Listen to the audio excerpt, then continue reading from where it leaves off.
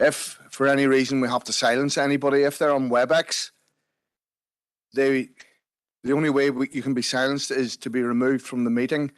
You will immediately be allowed to rejoin, and then you will have access to the meeting again, as in voting rights and stuff. But the only way that you can be silenced when you're not in the chamber on WebEx is that you're removed, and then you're allowed to re-enter again. So that's just for the information of councillors. Hopefully we won't have to do that, but that's just in case we do have to do it, because when that situation arises, negotiations may not be too smooth. All right, so the agenda for tonight.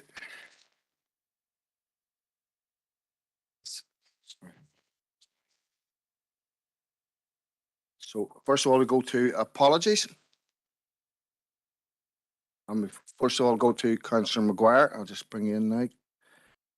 I'm going to carry to three-year Leshkill own group of Hinfian and Ucht, Collier Stephen McCann, Collier Christopher McCaffrey, and Collier Seamus Green. Three apologies from the Sinn Féin group tonight: Stephen McCann, Chris McCaffrey, and Seamus Green. Gormagat, Carly. Thank you, Chair. Thank you. And next we go to WebEx to Councillor Victor Warrington. Thank you, Chair. No apologies from us tonight, apart from Councillor Bell is running a wee bit late. Thank you. Thank you, Victor. Then we go to Councillor Earl Thompson in the chamber. Or sorry, apologies, Councillor Paul Robinson in the chamber. No apologies, Chair. I'll let you have this too. I'm sorry. Yeah, promoted and sacked all in one sentence. Then we go to Councillor Mary Gardaí on WebEx. Thank you, evening Chair. No apologies, but Councillor John Coyle and Councillor Blake are just running a little late, so they'll join us shortly. Thank you. Okay, thank you, Mary. And is there anybody aware of any apologies from the single member parties or the independents? And Councillor Donald O'Coffey on WebEx. Yeah, Councillor McAleer's apologies. Okay, thank you, Donald. Okay, next we go to item 3, which is declarations of interest. Sorry, apologies. Item 2 was to sign the minutes, and I've just done that prior to the meeting. Next we go to item 3, declarations of interest. And first of all, we go to Councillor Alex Baird in the chamber. Thank you, Chair. Paper H, Appendix 2. I'm a trustee of one of the premises listed there. Okay, good. Thank you, Alex. I'm not seeing anybody indicating on WebEx. As usual, if you do become aware, you can let us know. So then we go to matters arising, and that's out of the meeting on February the 8th. So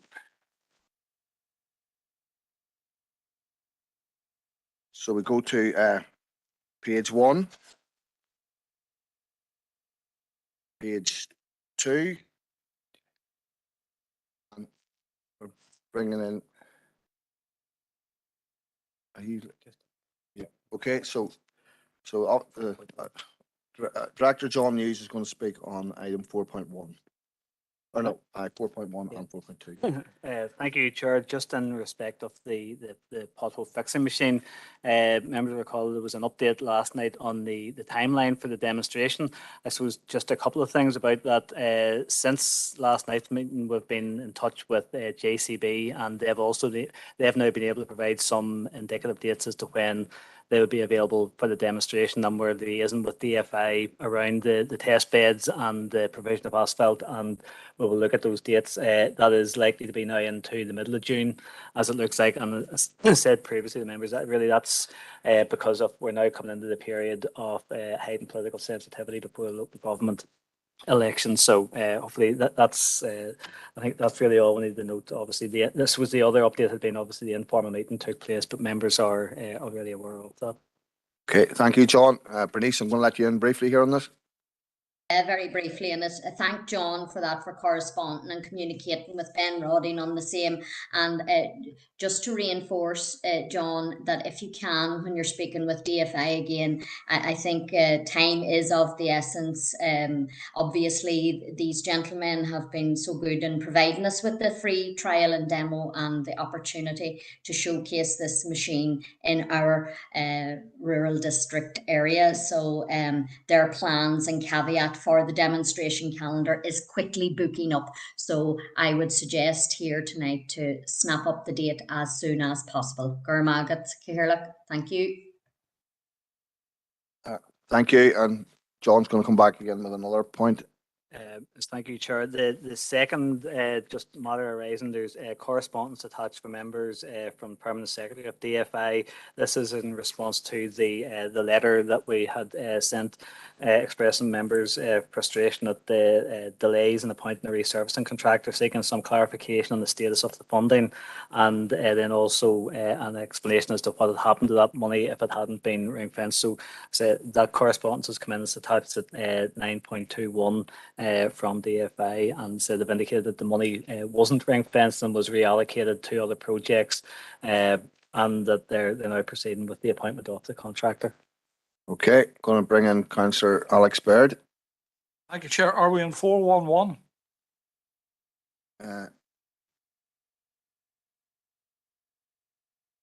Yes. No, it's just I'm looking at that letter from Hazel Burton. They were asked, if I recollect. No, we're not on that one yet. Sorry. We haven't? No, Oh, we right. haven't got that one yet. Sorry, Okay. this is the one. This matters arising. That one will be coming up next. So, Right. um, Thanks. do we need that noted, or is it just for information? Is it? Okay, can I have somebody to propose? Councillor Robert Irving proposes to note. Councillor Alan Rainey proposes to second the noting of that letter about the resurfacing contracts. Next, we go to item 4.2 on the DFI parking restrictions, and Director John Boyle is coming in on that one. Thank you, Chair. Yes, there's two pieces of correspondence from DFI. One in relation to the Urban Clearway for Enniskillen for the phase 2 of the public realm, and the second element for the disabled parking bays, again for phase 1 and 2 of the public realm in Enniskillen. And it is just, and we've spoken about this many times, I suppose, in relation to the legislative changes that need to be made in order to enforce this, and this is the start of that process, Chair. Okay, thank you. There's no doubt. Please, yeah. I think I'll take Alex maybe. Alex, you wanted to come in on that one? Mind, that's 411, that letter. I'm just looking at the response from this lady, Mrs. Hazel Burton. DFI Roads is proposing to legislate for the proposed urban clearway loading. I thought we asked for a timeline on that. I mean, that was the issue that was raised, that the scheme in the town's been complete. The DFI were a partner in the process. One would have thought that the new legislation that was needed would have been worked in parallel with the scheme. The scheme's been completed now for I don't know how long, yet they're now saying it is proposed to legislate. Should have had it done, because there's indiscriminate parking going on in town that can't be effectively policed by the redcoats.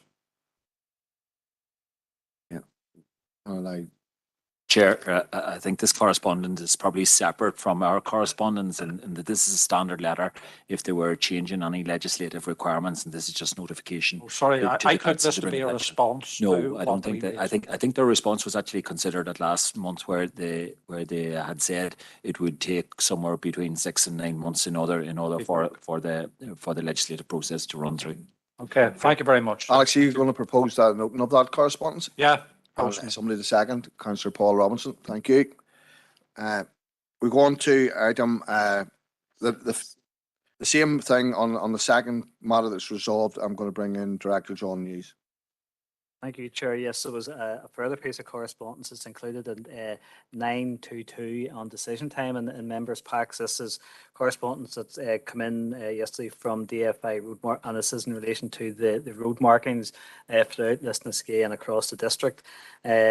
DFI have indicated that they're working with their road marking contractor to renew all faded road markings, and that they've prioritised and are prioritising disabled markings in Lisnaskea, and they're scheduled to be completed in the next round of works.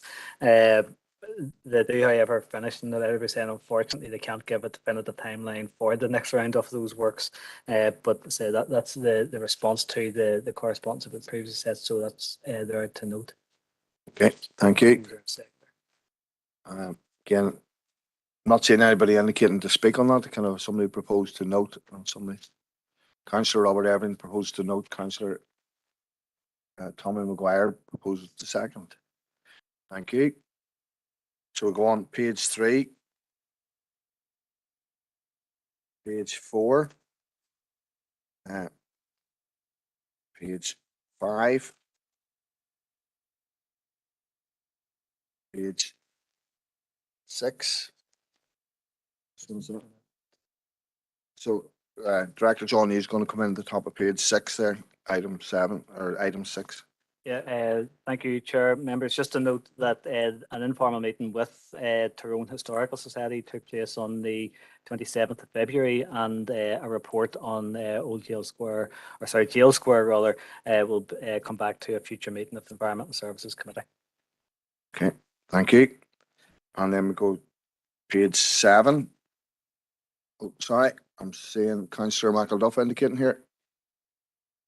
Thank you, Chair. Page 6 there, 8.1, A5.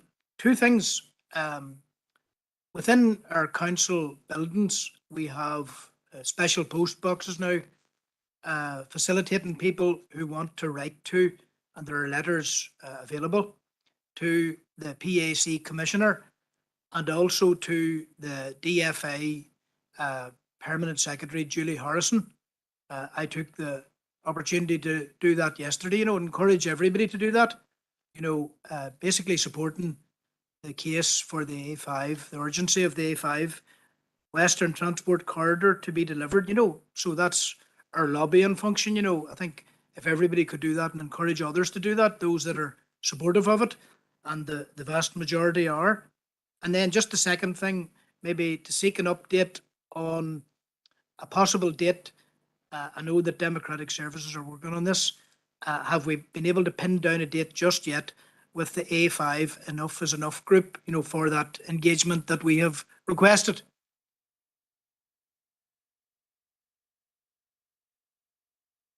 Okay, I'm going to bring in Director John Hughes, and he has another update on this one as well. Thank you, Chair, for that. Yeah, just a couple of points to note, and so just Councillor McElduff mentioned about the postal boxes for the templates, and template letters are available to download from council website. And just also noted today that I think it was 180 businesses have put a letter in to DFI in response to the consultation that they had been running that closed last Friday.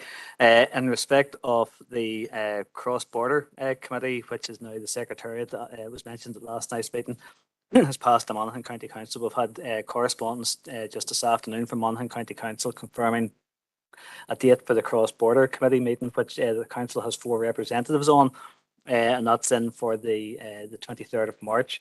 So, Chair, would need a proposer and seconder for our 4 members to travel to that.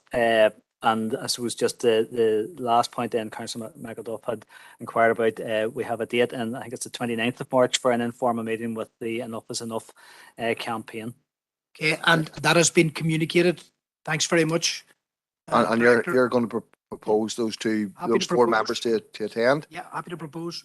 I'm going to ask somebody else, Alan. I think you're one of the members, so if I can. Yes, Councillor Robert Irvine. I think I'll just keep it a wee bit tidier. Thank you, Alan.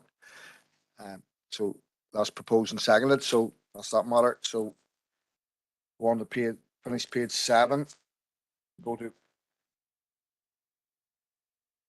page 8, and I'm going to bring in Director John Hughes again with the grit piles and update on that. Thank you, Chair. We've again correspondences just come into us late this afternoon, so it will only have been uploaded at decision time for members at 9:02 Plea, and this is in respect of Council had written asking for clarification as to the location of the Plea 106 3,668 grit piles across the district, and some further information as to when they had been distributed or replenished. The correspondence notes that Erin East has 1,387 grit piles distributed for use on a self-help basis, and they were distributed in September, October. We'd also asked for an assurance that all DEAs within the council area had grit piles or will have grit piles distributed or replenished in September and October 2023 and in future years. And the department have responded on that point as well, noting that it takes some 6 to 7 weeks to accomplish the full replenishment. So that correspondence is included, and there's a full set of tables given precise details of all of those 3,000 almost 700 locations and members packs. So it's information corresponds to note. Oh, yep, and sorry, there's a further piece of correspondence, and which we had written to the Permanent Secretary, Dr. Harrison, asking for clarification on the operational impact of overtime reductions and then we've also correspondence from the housing executive from Grania Long. So both pieces of correspondence are attached to note. Permanent Secretary and DFI has noted that there hasn't been a reduction in overtime, and setting out the cost of the winter gritting service, that up to £7 million, and that there was budget available in the current financial year for that. And then housing executive Grania Long has written back to the council just highlighting that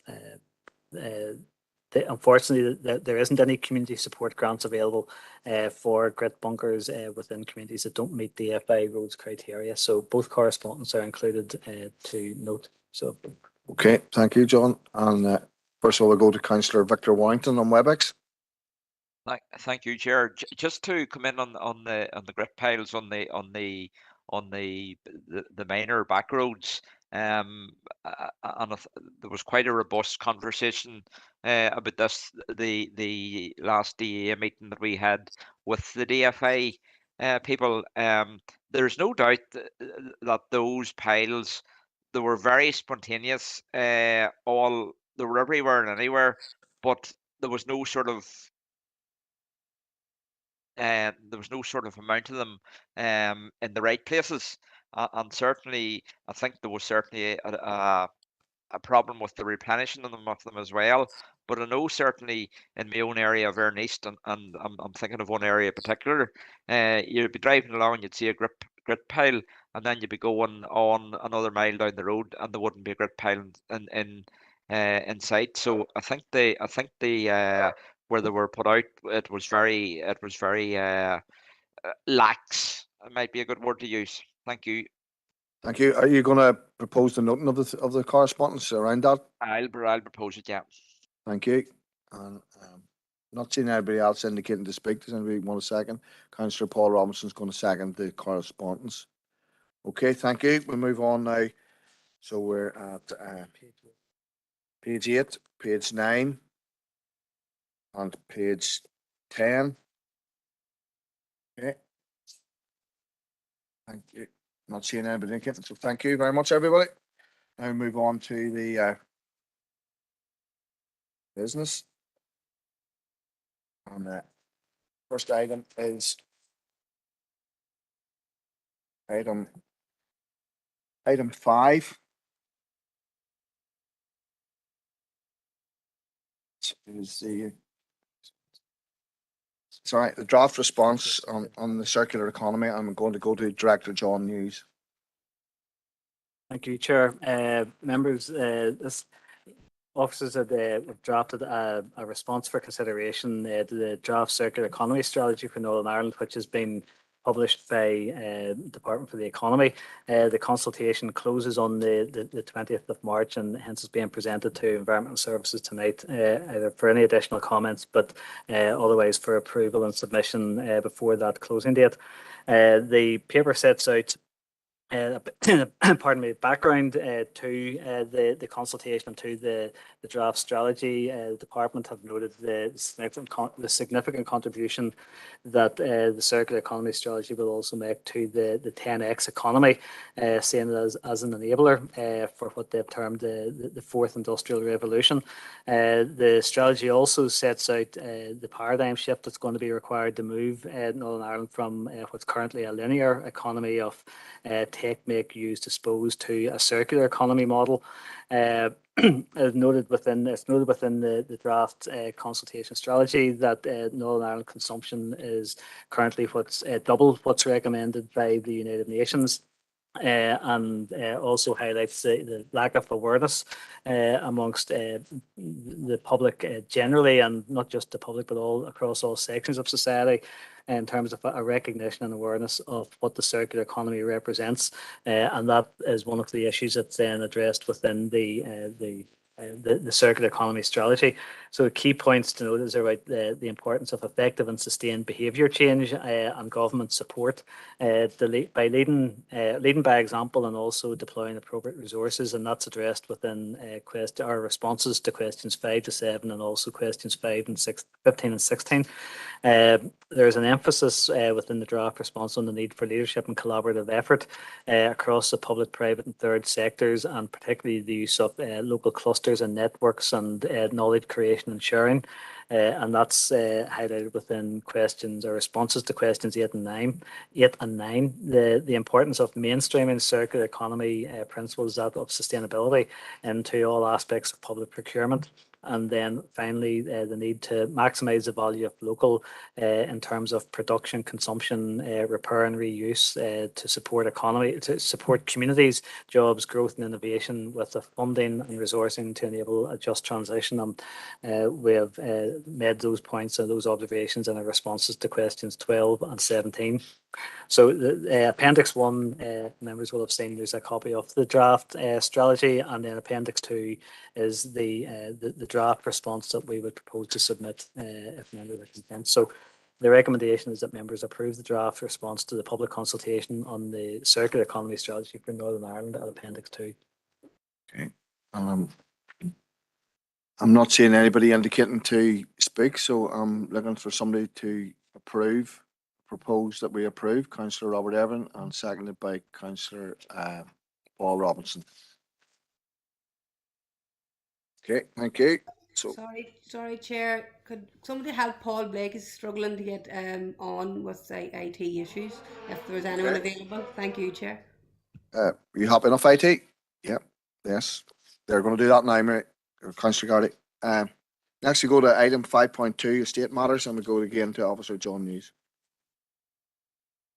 Thank you, Chair. A number of this is standard general estates matters report. So a number of matters for decision is set out in section 2 of the report, and a number of matters included for information at section 3.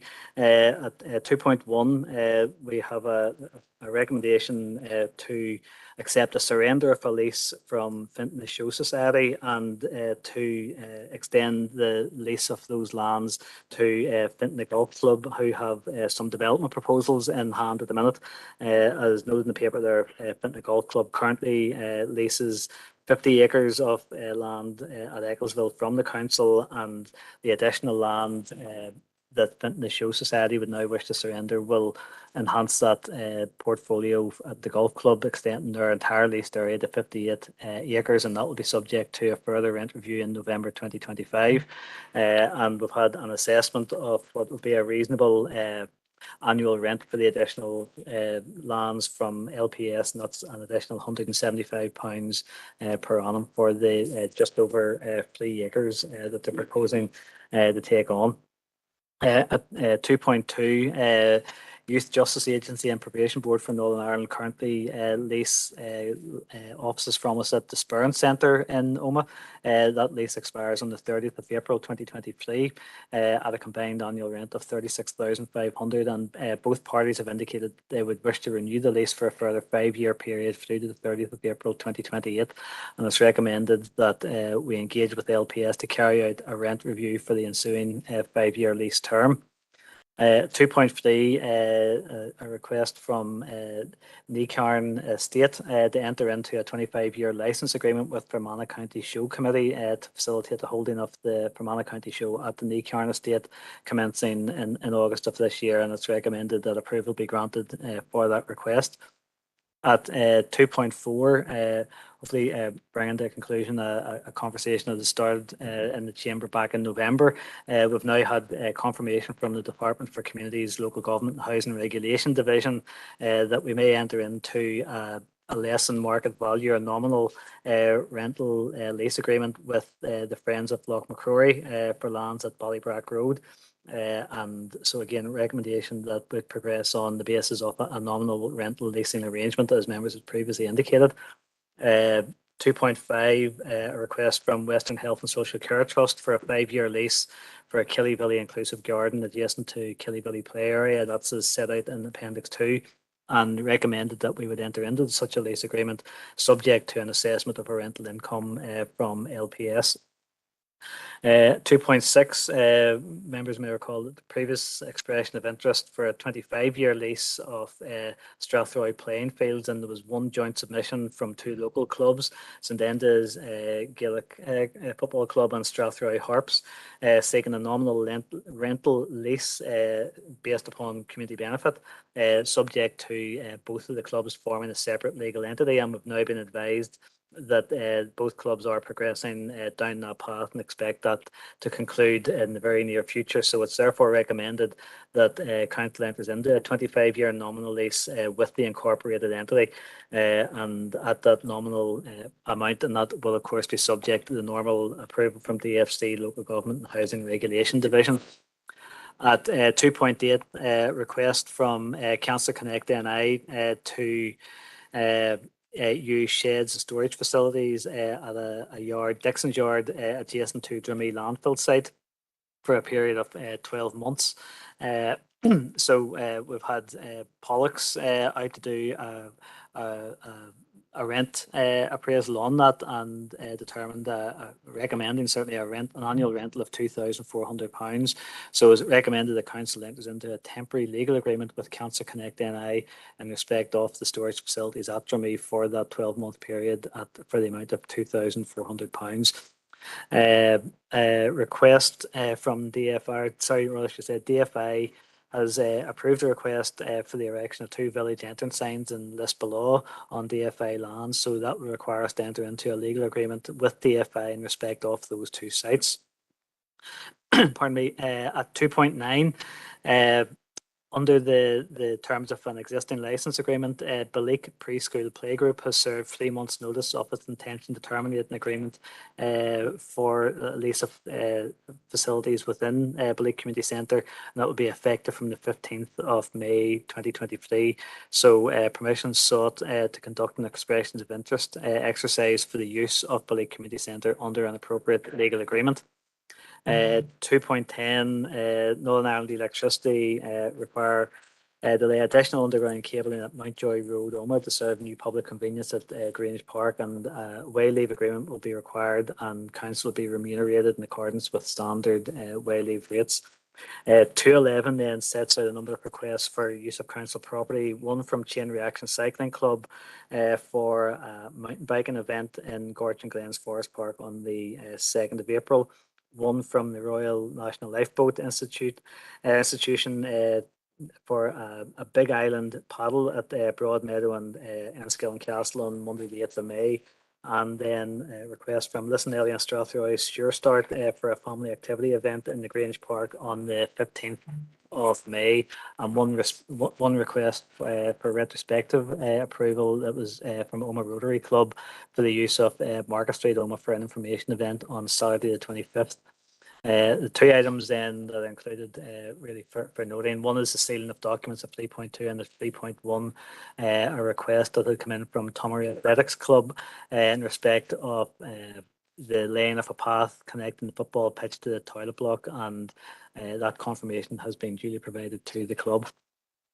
So the recommendations are set out in section 9 of the report. 9.1 1 through to 12 that the council approves the 12 recommendations set out, and at 9.2, 13 and 14 that the council notes the 2 items that's been highlighted: sealing the documents and Tomery Athletic Club.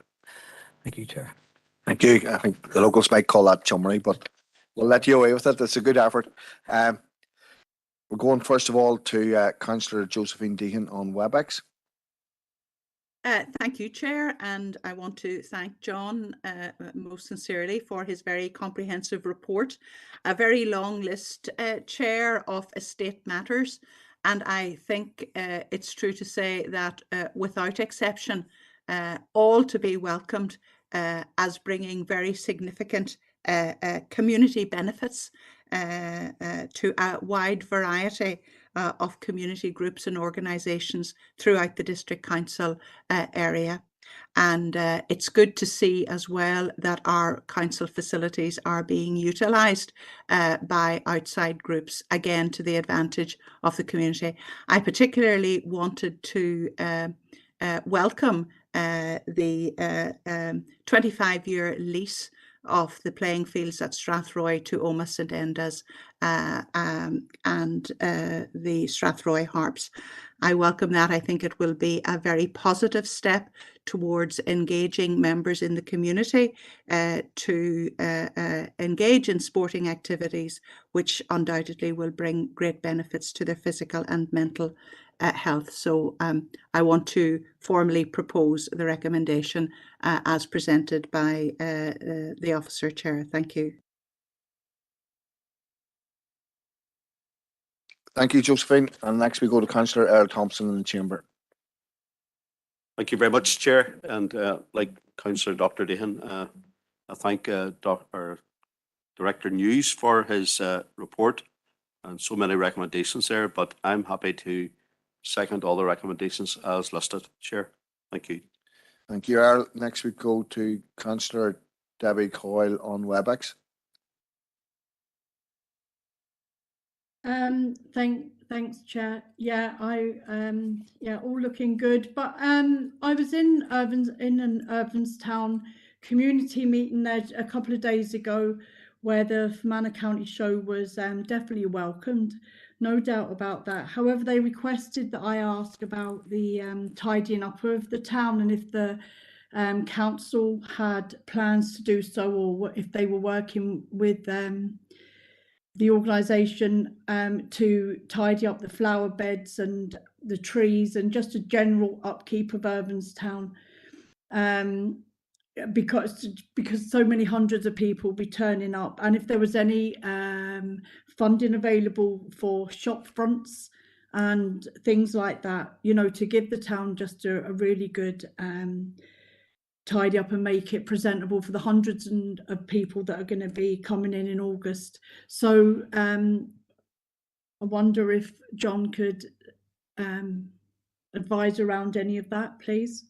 Yeah, thank you. I'm just going to let him come in here now. Yeah, thank you. Thank you, Chair, and thank you, Councillor Coyle. As in respect of the tidying up plans, our horticulture teams will be getting their summer planting programs underway. I know things like summer bedding and tree maintenance are things that some of those go on all year round, and certainly, you know, we appreciate that as we come into spring and summertime. It's an extremely important opportunity to be able to showcase the district, not just in Irvinstown but right across all of our larger towns, smaller towns and settlements. So there will be a programme of work that will be rolled out as per normal.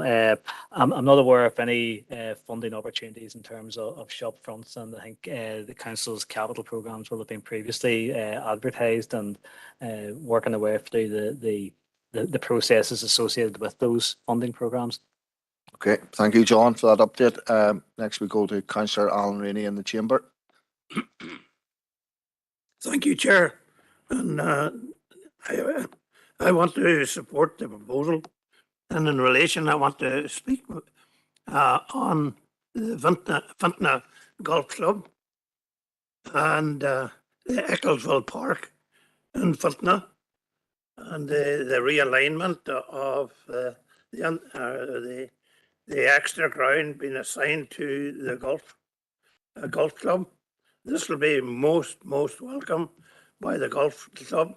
It's something that they have been chasing after for a good long while, and well done, John, for delivering this. It's fantastic. And the allocation, or the extra piece of ground that's been allocated to the golf club, the 8 acres, I think it is, and that's to be welcomed as well. The only bit that I'm concerned about, Chairman, is the boundary fence between Ecclesville Park and the golf club. For years and years, this has been an ongoing problem. The boundary fence is in the Ecclesville Park side of the water course there that you can see running down there. And it has been most difficult to keep that fence in place. There are people who had desire to, well, sabotage the fence, cut holes in it and whatever. And then the golf club people are forever on our back about people straying onto the golf course and maybe a stray ball then hitting them there.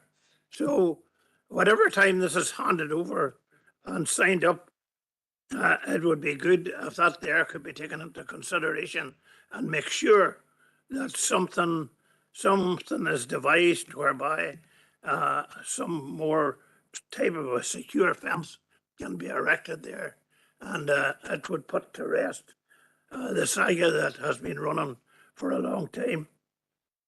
Well done. Thank you. Thank you, Alan. And next we go to Councillor Diana Armstrong on WebEx.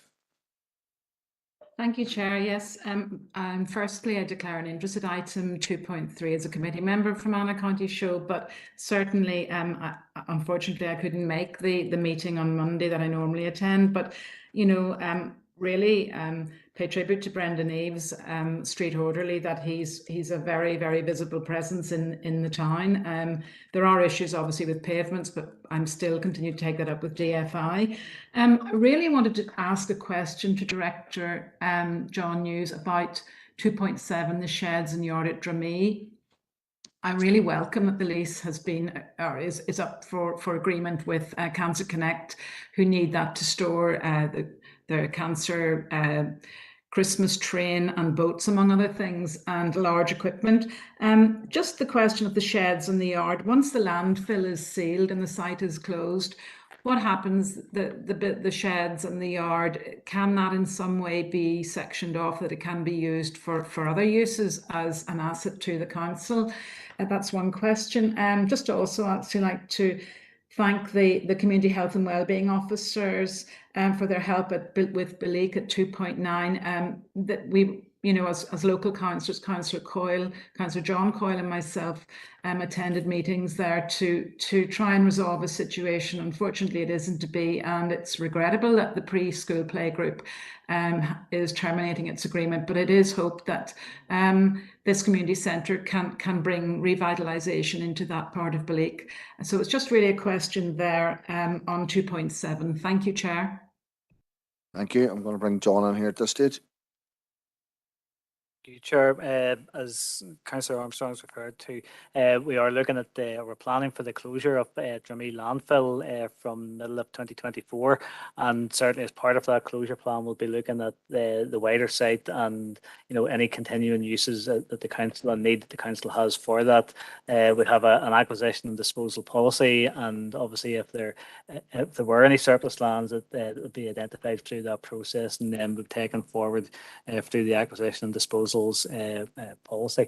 But I say that will be part of, I suppose, a wider discussion around the closure of Dramee landfill, and obviously we are investing in the waste transfer facilities up there as well. So, you know, Dramee remains a vital asset for us going forward. Thank you, John. Next to bring in Councillor Brian McElduff in the chamber. Okay, thank you, Chair. And particularly interested in items 2.1 and 2.6 in relation to lands at Ecclesville Fintona. I too have walked the walk with members of Fintona Golf Club. You know, in terms of their development plan for the future and the absolute requirement to secure that additional space there. I know one of the things they're looking at might be car parking requirements, to alleviate pressure. And also welcome the comments that Councillor Rennie made there regarding the fence, and health and safety issue. It's very real as well. That's always something they're keen to point out as well. And then in relation to 2.6, Strathroy playing fields, Oma, it's great to see us reach this stage now where a legal entity, a separate legal entity has been formed. The two clubs working in cooperation, Oma St Enda's and Strathroy Harps. It's great to see that. And we're in a position then to proceed with that. Just one query, Chair. It would be the community gardens and shed, the Strathroy Community Gardens and Shed, maybe at the next Environmental Services Committee, we could have a wee update on where that's going, I know that our community services people are involved in enabling that work, but where does that fit in terms of the overall equation? So that my question, it's a great health and wellbeing project, the Strathroy Community Gardens and Shed project. I'm just seeking an update on that. Thank you. I'm going to bring in Officer John Hughes on this. No, thank you, Chair. Yeah, no, happy to note that point and bring a report on the use of the community garden and sheds to a future meeting of Environmental Services. Okay, and next we go to Councillor Bernice Swift on WebEx. Magat Cahirlock, and I thank John Hughes for this extensive report, and certainly listening to all other councillors previously speaking, it certainly sounds like it's fitting very well within our own community plan, our priorities, especially for our customers. So that's all great news. John, I just have one question, if you know already, on 2.5, where it talks about the Killinure Inclusive Gardens and the land's going to be leased by WHSCT. Do we know exactly any expansion on that, what that exactly entails and involves? If you know already, I'd like to hear. If not, I can wait for a future report to be brought to ES. Thank you. Okay, John, thank you. Thank you, Chair. So I don't have the detail as to the purpose that the Trust would intend to use the inclusive garden for. I know obviously the Council had secured access and inclusion funding from DFC previously to develop the community garden there as an inclusive garden, and it sits obviously adjacent to the play area, but happy to get that detail and provide it to the member after the meeting. Thank you, John. Next we go to Councillor Robert Irvine in the Chamber. Thank you very much, Chair. Just two questions, I think, and a comment for Director Muse. One, are all our new contracts for lease agreements with anybody beyond a 5-year period, do they have a clause now in them for any opportunity costs pertaining to the leaseholder should the Council actually decide to sell the land within the terms of the lease? We've talked about that before, but I want reassurance that that is now an automatic clause inclusion going forward, because it affects some of the arrangements that are on this report and any other reports going forward. We had instances back in the legacy FDC where land was sold and the leaseholder holding the land had a huge opportunity cost and nothing came back to the Council. So that's one question. I want reassurance that we automatically include that. The second is, and if you give me some latitude, Chair, it refers to item 2.8, the village signs going into Lisbellaw. Two things in connection with that. Are those signs going to be similar to the signs that have been erected at the entrance to Enniskillen and Oma? That's a question. The comment is, I've had a lot of adverse comment back about these signs in regard to the distressed nature of them, first of all. I don't mind that rust-coloured, but the size, the shape and the location, they are inconsequential. You can hardly see them. One wonders, are you thinking of providing some solar-based lights to actually light them up? because if there's a good skate or bad weather, you won't see them. They're very small. The other thing I would have to say is, if the sign is going up at the Faughard Road entrance going into Lisbon, that is one of the entrances off the A4 which is not lit. And there have been several serious accidents on that, and still DFI Roads infrastructure will not consider putting lighting on that. I am actually waiting for somebody to drive across that junction coming up from Lisbon going up to the A4 and get killed because they've actually gone across into the field. That's sort of in connection and is a connected thing with regard to the signs. Thanks very much indeed. Thank you, Robert. Just bring in Director John Nees. So if I start, Chair, Councillor Irvine's first query about the wording within lease agreements, and yes, I can give you that assurance that that is included within our lease agreements. In terms of the village signs at Enniskillen and, or sorry, the village entrance signs at Lisbon, my understanding is that they will be, they're not going to be like the Omen and Enniskillen ones, which have been installed by council. These would be similar to the village entrance signs as you come into Dromore.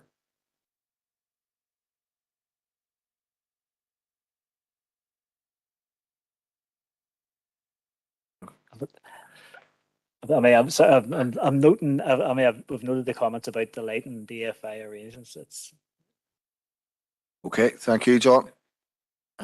Next, we go to Councillor Thomas O'Reilly on WebEx. Thank you, Chair. And just a quick question for John. And just when he was talking to Debbie about Irvinstown and trying to maintain all the villages, John, there is a tree on the Bridge Street, Newton, that was cut a year ago, and there's about 5 foot of it, of the trunk of the tree, still remaining protruding out of the ground. That was to be replaced with a similar sized tree, and indeed the same was to happen in the play park where a tree was taken. We seem to be losing the trees, but no replacements. Now, I appreciate there's a time for replacing these trees, but a year later nearly, I think it's time we were actually actioning instead of leaving a trunk of a tree sticking out of the ground on one of our exits and entrance to the village. Could you maybe see if there was something could be followed on that? Thank you, Chair. Certainly, I appreciate the information, and certainly I will look into that with the relevant teams tomorrow. Thank you. And next we go to Councillor Rosemary Barton in the chamber. Thank you very much, Chair. First of all, I'd like to declare an interest in 2.3 in Carn Estate. My husband's in Fermanagh Show Committee, so I just wish to declare an interest. But however, can I welcome that information, and indeed all the information, John, that you've brought us here tonight in this extensive report. Well done. In relation to the Ní Carn Estate and the Fermanagh County Show Committee, this is very welcome because we have a very industrious agricultural community, a very keen agricultural community, and the number of individuals that come into the county to show their prize livestock, their prize vegetables, etc. I think it'll bring some good tourism and some good crowds into Irvinstown. Thank you. Thank you, Rosemary. Next we go to Councillor Donald O'Coffey on WebEx. Yeah, thanks, Chair. Yeah, there's a large number of things we could comment on, one of which is obviously the fact that the Ní Carn Estate, the people who've taken that over, we had initially been told that there may be development on there of tourism accommodational facilities. I think there was even some talk of care facilities at one point, and now we're seeing a county show. I'm glad to see it's being used, but I think the whole process reflects the lack of certainty around this, and I think there are questions which I still feel that have never been answered around how we as a council proceeded with that. But in any case, the issue I wanted to raise really was around the signage. which I've certainly noticed, and I note the comments from Councillor Irvine. I've certainly voted against these signs. I remarked previously that my concern was we would look like the Rust Belt with signs which are designed to look rusty.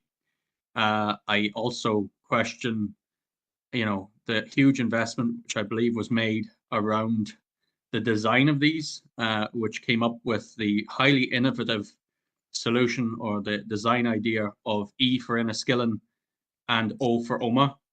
My question to the director is, possibly if you could answer me here, I think it would be a matter of some public concern actually.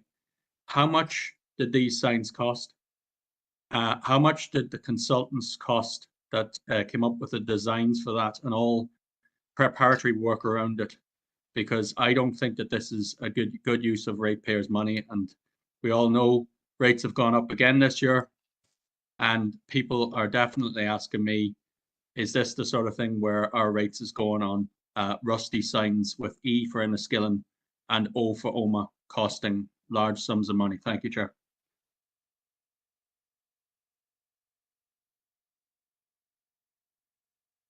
Okay, Director John Hughes is going to come in briefly on this. Thank you, Chair. No, just note on Councillor Coffey and also I hadn't picked up on Councillor Irvine's comment about the Enniskillen and Omagh signs. My apologies. I think the new signage, the entrance signage for Omagh and Enniskillen was previously presented and brought to Regeneration and Community Committee, and certainly I'll feed the comments back to Director of Regeneration and Planning in that regard, but RNC would have been the forum where this would have been discussed previously. Okay, thank you, John. Next we go to Councillor Anthony Feely in the chamber. Thanks, Chair, and thanks, John, for the report there. And I just want to make a wee comment about the county show as well. I know it's not really an issue the council can do, but it was mentioned a few times there. I always go to the county show. I went to it for years there before COVID, and it was a great day there. He's on a Tuesday evening, and then it used to be a pet show and the Donkey Derby, and the following day there was the Judge of the Cattle. So I went back to it this year after the first time after COVID, and it was it was a disappointing kind of a day. There was no show cattle on that day, so I just want to mention maybe when Diana said she's on the committee and Rosemary's husband as well, maybe that they're trying to get the show cattle back into it, because I was chatting to a pile of people at it last time, and they're very disappointed it wouldn't be back. So we'd pity to see it failing, and it wouldn't be as good a crowd in Irvinstown as we'd like to do. So I just wanted to mention that when I was talking about it. I was 2.3 and 2.9 as well about the Bleak Community Centre. I'm disappointed to see that closed. I know it's not in my ward, but a lot of people in Erin West used to use it, and it's just a pity it wasn't kept going. I just want to make a wee comment on it. Thank you. Thank you, Anthony. Next we go to Councillor Stephen Donnelly again in the chamber. Thank you very much, Chair. And just to briefly to welcome the 25-year nominal rental lease with St. Enda's and Strathroy Harps, and hopefully that arrangement in terms of Strathroy playing fields will be of benefit to both. I suppose my question just centres on 2.10, and I'm conscious that this may not apply as this is in relation to underground cabling rather than gas works, but obviously we've had situations in the past where we've had major works being done in parts of the town, restoration then following swiftly afterwards, but then because there was a lack of consultation with other agencies, work then began by other agencies in those same areas and residents being concerned thereafter. And I suppose I appreciate that this may not be something that applies, or perhaps we're not able to have access to that information at this time, but do we know if there is in the short term any further works being planned by other agencies and partners with respect to the Mountjoy Road area that we just need to take into consideration when proceeding with the underground cabling work? Yeah, I'm just going to let Officer John Hughes come in on that. Thank you, Chair. Well, so first point is this is obviously it's an NIE connection into the new public convenience, the council's building. So this will be the connection into the park. In terms of the second part of members' question about other works on the Mountjoy Road, we are aware, members will recall that there is work DFI Roads on behalf of the Department of Education do have works planned for the future in terms of the road widening scheme. Okay, thank you, John. And finally, we go to Councillor Debbie Coyle on WebEx. Maybe your hand was up from before. It actually was, Chair, but I'm not sure. I was had communication with John Muse News during the week or last week actually around electric charging point in Bleak, I'm not sure if I'm able to bring it up here now. Can I go ahead? No, this is state matters. Okay. But then I don't want to. I'll come back in. Thank you. Thank you. So we had the proposal and seconding of by Councillor Deacon many moons ago and seconded by Councillor Thompson. Is there anybody contrary to that? And I'm not seeing any indications, so the recommendations are adopted. Thank you. Next we go to item 6.1, which is the street naming and item 6.1, street name and numbering, and this is the dual language part. So we've had this well debated in the past. So pass you on to Director John Boyle. Thank you, Chair. Yes, standard report, I suppose, at this stage for members to consider. There were 7 roads which are included in table 2.2 of the report.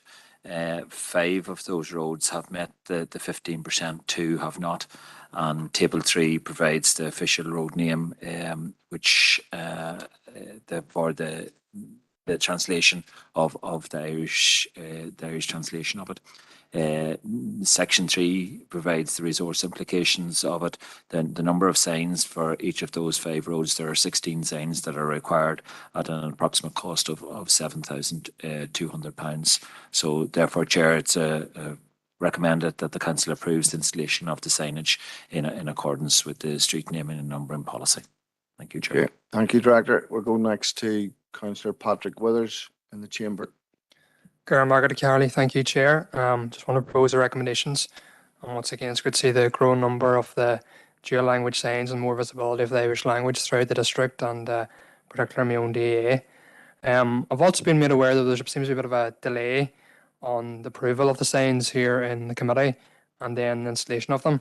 Now, there may be various reasons for that, but I was wondering if it would be possible, and I'll make this a proposal if necessary, that in future the report includes just when the signs have been approved and where they're at in terms of installation. For example, have the signs been ordered and have they already been installed? So just we have an idea of that in the report as well, if that's possible. Thank you, Chair.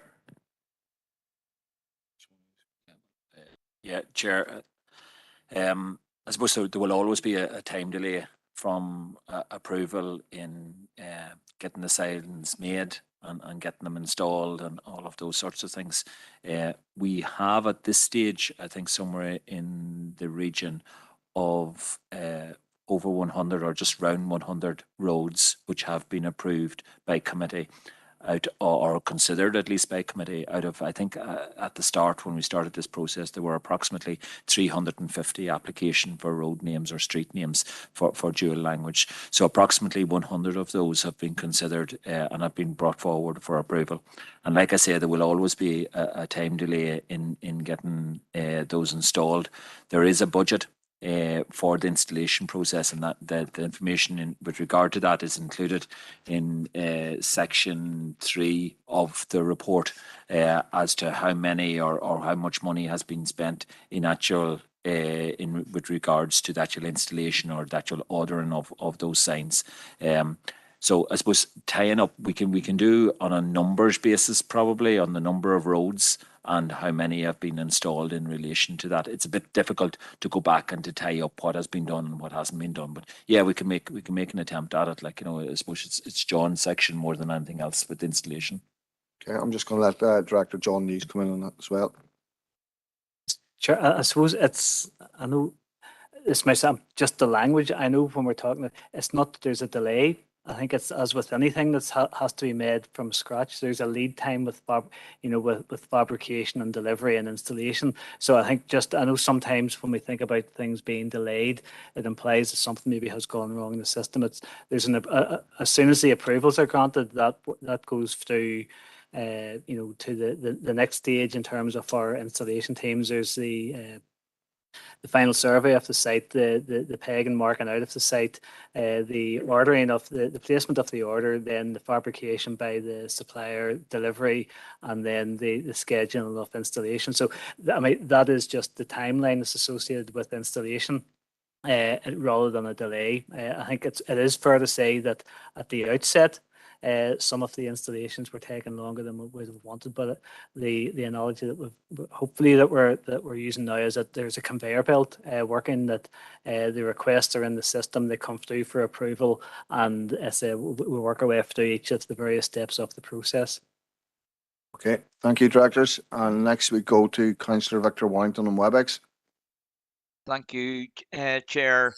Well, obviously, I don't want to get into a big debate like we had on this the last night. Our party is not going to support the recommendations. I appreciate that as policy, but we obviously don't agree with it. So the Ulster Unionist Party will be objecting to the recommendations tonight. Thank you. Thank you, Victor. Next we go to Councillor Robert Irvine in the chamber. Thanks very much, Chair. I suppose it's in a similar vein. What I'm disappointed in, and it's not the dissemination of the Irish language. I think that's to be welcomed actually by those that want to actually engage it culturally.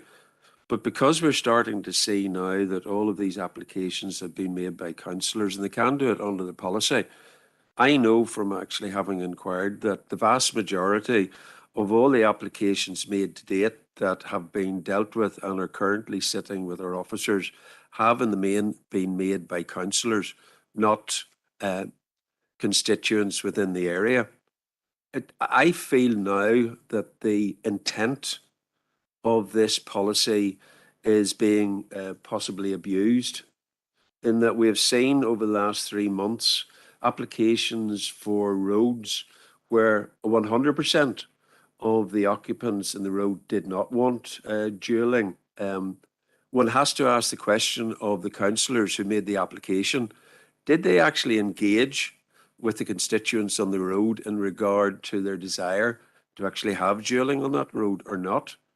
And as it's allowed under the policy, I would ask those councillors if they actually want to increase the current cultural heritage of the language within our community, that before they put an application in, they should actually engage the constituents on the ground to get a feeling for whether people want it or not. And we are just seeing the outturn of this. We asked for an equality impact at the very start of this policy because we as a party were against it. What we are seeing now, I think, is the essence of what we were advised that may not happen is happening, in that there are some councillors within this chamber who want to get Irish language into every community, irrespective of whether the vast majority of people in that community want it or not. And that's really not what this linguistic diversity is all about. I'll just leave it there, but we will be looking at the policy in the next mandate. Thank you. Thank you, Councillor Irvine. Next we go to Councillor O'Coffey on WebEx. Yeah, thanks, Chair. I just want to start off actually by welcoming the comments with which Councillor Irvine commenced his contribution there, where he actually recognised the value of the Irish language and that its cultural worth, and I'm glad to see it's appreciated in that way. And I think that that does represent something that everyone here should welcome. I think it is great that we're having that sort of enlightened approach. I do have problems around this policy, not perhaps exactly where Councillor Irvine's coming from, but I feel that the approach taken is it's not actually ambitious enough, because it is not built on the notion of a true engagement to try and stimulate awareness and interest in what is a shared cultural heritage. There was a recent event in Enniskillen, which I thought did demonstrate how we can really succeed and how we can reach across all sections of our community. And in the middle of that, there is a special place for the Irish language, I feel, along with all other cultural heritages that we are proud to have. My issue obviously with this is that I if you look at the statistics yet again this year, this month, although you know, I did see that there was a 0 response rate in, what was it, Hutton Drive, very disappointing. None of the ones that are proceeding, and I would just suggest this to those who are considering voting against it, not one of the roads that are proceeding here would have actually, they would have all passed previously, because easily more than 50% of people surveyed were in support in all those roads. So in a way, you know, you can have concerns around things, but I don't think anyone really would object to these roads proceeding. I wouldn't have thought. The question I have for the director actually is around the 3.1 to 3.1.4 to 3.1.6. I do not understand that. Maybe I'm reading it wrong, but I don't understand the text there. It says the revised capital budget of 150,000 was approved, but the total for the financial year was higher than that, which is 179,580, and then actual expenditure was 96,000. So I take it that this is the issue that was referenced earlier on, that there's a delay in the rollout of this. Is that what that's pointing towards? And if so, is that going to, because that's projected for the entire year, that there's going to be an underspend, I take it, but then overall in 3.1.5 it's projected that's going to be an overspend. So I don't understand what's meant, but maybe someone could clarify that for me. Thank you, Chair. Okay, thank you. I'm going to bring in Director John Boyle again on this.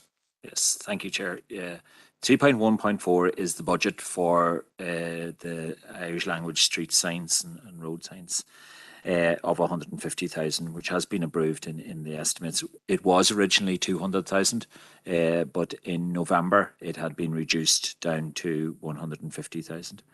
The 179 reflected in item 3.1.5 is the amount of money estimated that has been approved through this committee. So even though it has been approved, it has not actually been spent. That is the amount of signage that has been approved through here, or the estimated amount of signage that has been approved. 3.1.6 refers to the actual expenditure, and it is what we spoke about before, that time difference between approval and actual installation and actual ordering of signs and so on, and that amounts to 96. So there will actually be an underspend here of approximately, well, it will all depend what happens in the month of March, but at this stage there is up to approximately a £50,000 underspend, and that has been due to the fact of getting contracts in place in order to get the signs themselves, and also to get a contractor in order to install them. So whilst the 150,000 is the budget, the 96 is the actual expenditure against the budget, and the 179 is the amount which has been approved by this committee. Okay, thank you, John. Next we go to Councillor Paul Robinson in the chamber. Thank you, Chair. Democratic Unionist Party and Labour supporting this again this month. Okay. Okay, thank you, Paul. Next we go to Councillor Anne-Marie Donnelly on WebEx. Thank you, Chair. And I want to come in to second the proposal made by Councillor Withers. I think it would be a good addition to the report that we do monitor progress from approval to installation, because I would be concerned that the delay in terms of a language name or a road name being approved to the installation. When you look at the approved spend of 179 so far, 179,000, with only 51,000 spent year to date, that's significant. Very slow, I would think, in terms of it being turned around. I appreciate that we're learning as we go in terms of the installation of such signage, but I do think there's nothing to be feared from monitoring progress and seeing how we achieve the installation of the language across the district, whichever language, whatever dual language is selected. And the other thing I would like to just pass a comment, I'm quite tired of listening every single month to the same rhetoric, the same complaints. The policy is in place, the policy has been agreed. We have to work within the policy. So I don't know why members continue each month and go over the same old ground. It's very tiresome. Thank you. Okay, thank you. We've had one proposal to go with the recommendations to approve the installation of the signage. And there's been an indication that there's councillors against that. There's also, I'm going to check with Councillor Withers. Are you proposing that every month there's an additional part on the report as to an update, or are you looking just at an update at this stage of the process, which follows once those are recommendations for signage is passed, so as you can see the natural timeline, or are you looking at an update on every sign that has been approved to date until it's completed? I'm just going to bring you in there to clarify that. Chair, it's the latter there. So an outline of where it's at from, as Councillor Donnelly outlined there as well, excuse me, from where it's at whenever it's been passed at council, right through to when it's been installed. Now, obviously, considerate of the officer's time and how long that takes. So whatever can be done in terms of something like that, then I'm supportive of that if that can be done just here. Thank you. Okay, I'm just going to go back to Director John Boyle so he can explain just how much that is going to put the council through. Chair, could I suggest maybe on a quarterly basis that we provide that update? Would that be sufficient in order to just look at the number of signs that have been approved by date or approved to date at a point in time at that quarterly meeting, and then the number of signs which have been installed, and then the number of signs which are ordered, and that will be number and approximate cost. Just going to let you come in again. Yeah, I'm happy enough for that initially. Obviously, that'll give us an idea then where we're at in terms of how progress has been made and if there's any reason for concern there. But thank you, Chair. Okay, and Anne-Marie, you're still happy to second that? Yeah, happy with that. Thank you. Okay, thank you. So if we can set up a vote for the first proposal, which is to go with the approval to install the signage in another language for the streets listed in Table 3. So if we set that vote up, please.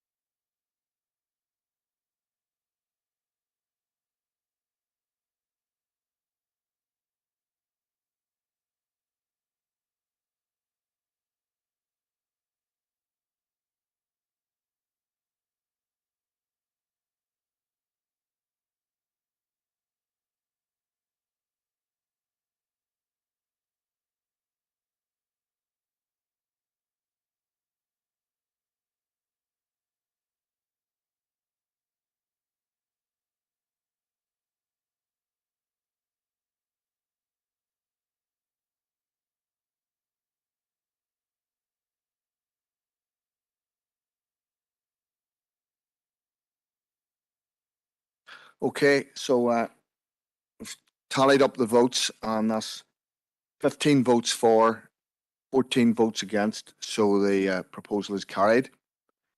The second proposal, I'm going to see if there's any dissension on that quarterly report. And I'm not seeing any indication on WebEx or in the chamber. So the quarterly report, that proposal from Councillor Withers is passed.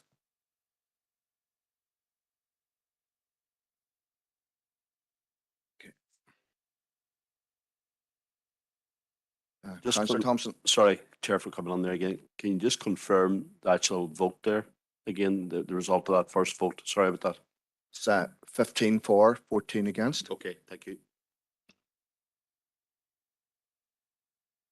Okay, so next we go to street naming and numbering, and again, this is for local developer. And again, we go to Director John Boyle.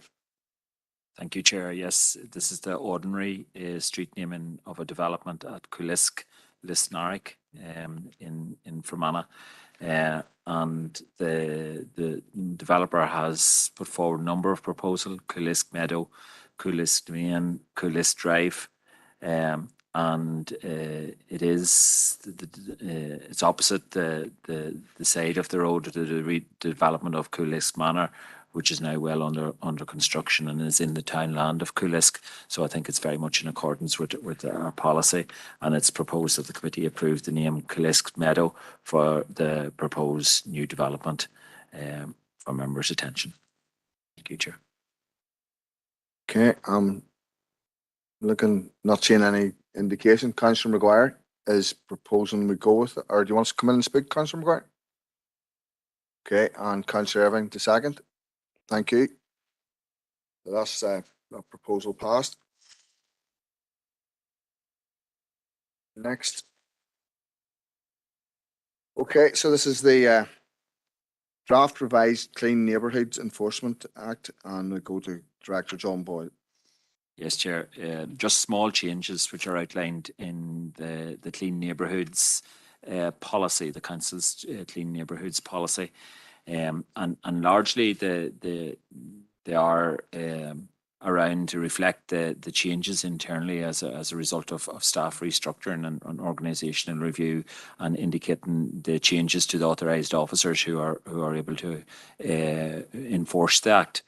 And that Act does give the Council power to tackle poor environmental quality and antisocial behaviour in terms of clean neighbourhoods.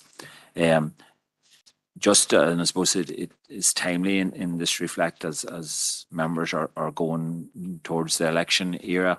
They're reminded of the duties in relation to the policy around election posters, their size, and the requirement especially for removal within 2 weeks of the day of the election. And also in relation to, and we have seen probably a proliferation of posters and signage on infrastructure in our towns and villages in quite recent past. And members should note that the signage, posters, banners displayed by community groups, by charities, by churches, or indeed by political groups is tolerated for a period of 2 weeks. And again, the size of that signage is specified. And I know there are a number of signs in our two main towns, and indeed on the approach roads to our two main towns, which we have actually communicated to and engaged with the Department for Infrastructure, because they are the legal body, because they own the property, and we are enforced to deal with them because those signs have been up for a longer period than 2 weeks. Chair, also members will recall that in January we brought through a report to the committee regarding fixed penalty notices and a change in the legislation with regard to the fixed penalties for littering and for dog fouling. It is in section 2.7 of the report.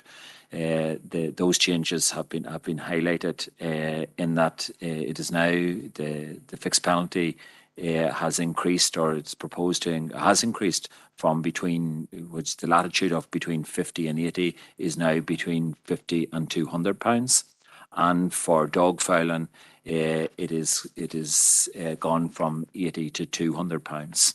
The council's current fixed penalty for littering is £75 and reduced to £50 for early repayment. And in relation to dog fouling, the fee is £80 reduced to £50 for early payment.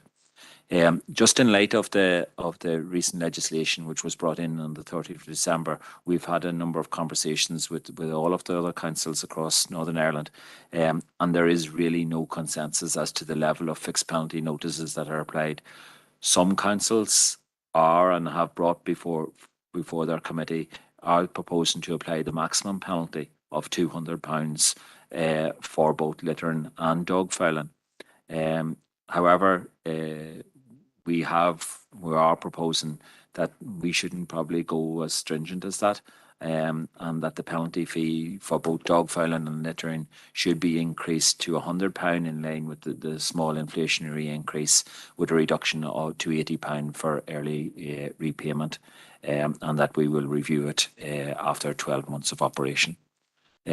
So therefore, Chair, it's recommended that the Council approves the draft revised Clean Neighbourhoods policy of the Council, and that it will be amended to reflect whatever the committee agreed tonight in relation to the fixed penalty notices, and approves the increase in fixed penalty fines for littering and dog fouling from £75 and £80 to £100 for both offences respectively, and approves the reduction to £80 for early repayment for both littering and dog fouling offences also. And Chair, you'll notice in the appendices there a clean copy of the revised policy and also a marked copy of the changes. Thank you, Chair. Okay, thank you, John. And first of all, we go to Councillor Josephine Deegan on WebEx. Well, thank you, Chair, and thank you, John, and your team for all the work that you have done on this issue. I certainly support our efforts to make our neighbourhoods clean and attractive for all our residents. And Chair, as you will know, the Council has had a long-running battle with those people who litter indiscriminately and who allow their dogs to foul without cleaning up after them. And that is totally unacceptable behaviour. And I would ask those constituents to reflect on how their irresponsible actions are impacting on the environment, and also, you know, the very significant costs involved in street cleansing and so on. However, I don't really agree with increasing the fixed penalties. I wouldn't be supportive of that, Chair. We are all aware of the cost of living crisis, and whilst we want to send out a message that littering and dog fouling are unacceptable, I think that in this current climate that we should pay due regard to the severe financial stress that many members of our community are under. So I would propose, Chair, that we accept this report with the exception of the bullet point 2 and 3 in relation to increases in the fixed penalties. Thank you, Chair. Thank you, Josephine. Next we go to Councillor Donald O'Coffey on WebEx. Yeah, thanks, Chair. Obviously, I would share Councillor Deehan's abhorrence of littering.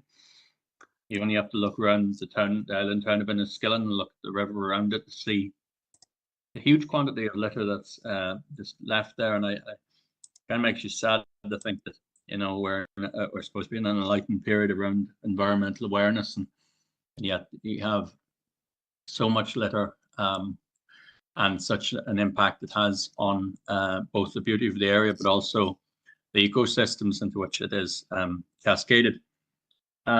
I would totally agree with Councillor Deehan. We need to be cognizant of, you know, there's a severe cost of living crisis which people are enduring as real hardship, genuine hardship, and I think that we as a council need to be cognizant of that. I would be happy to second Councillor Deehan's proposal. The only issue I would have actually is I don't know whether we can even change these rates at this point in time, because I actually made a proposal within the last 2 to 3 months at most in this council, which was, I believe, adopted unanimously, that we would return and revert to the original fines system when we left the when we dropped the privatization alternative, and that was adopted. So I don't know how we as a council can review that decision within a period of 6 months. Obviously, I think that's the rule from memory. So I'd be happy to second Councillor Deehan's proposal, but I don't think it is appropriate that we would be reconsidering the charges applied within a 6-month period of us already having made the decision that we would return to the original rates. Thank you, Chair. Thank you, Donald. I'm going to bring in Director John Boyle on that. Yes, Chair, Councillor Coffey is correct in that respect. I suppose we can revisit it within 6 months.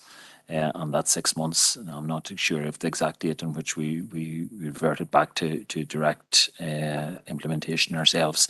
But that 6 months, I'm sure we'll have about 2 months to run or so. So we could implement at that stage. But if it is the will of council not to increase, then there will be no change in any case. Okay, next we go to Councillor Earl Thompson in the chamber. Thank you very much, Chair. Thanks to Director John Boyle for his report.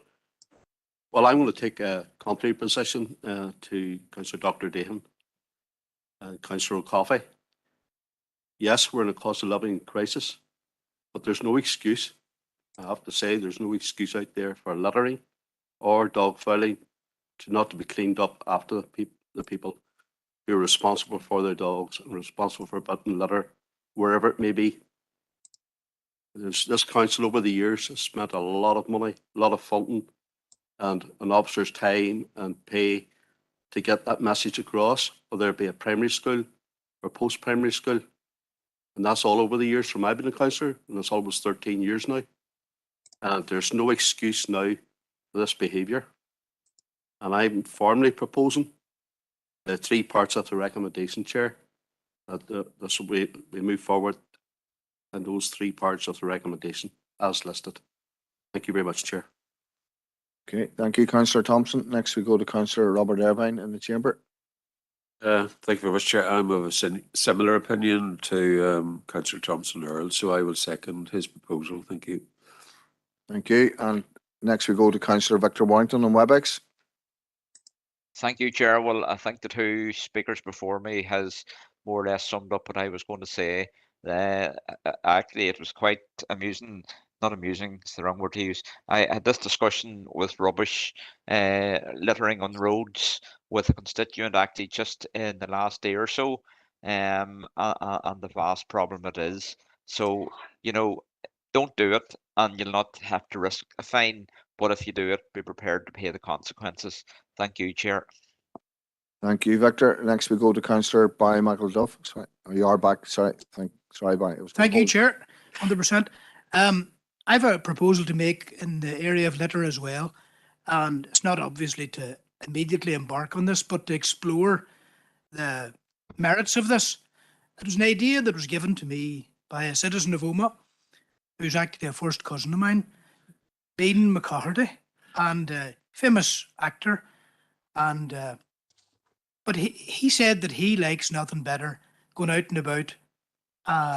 He actually was on the Talkback programme about this one day, and William Crawley commended him for the idea.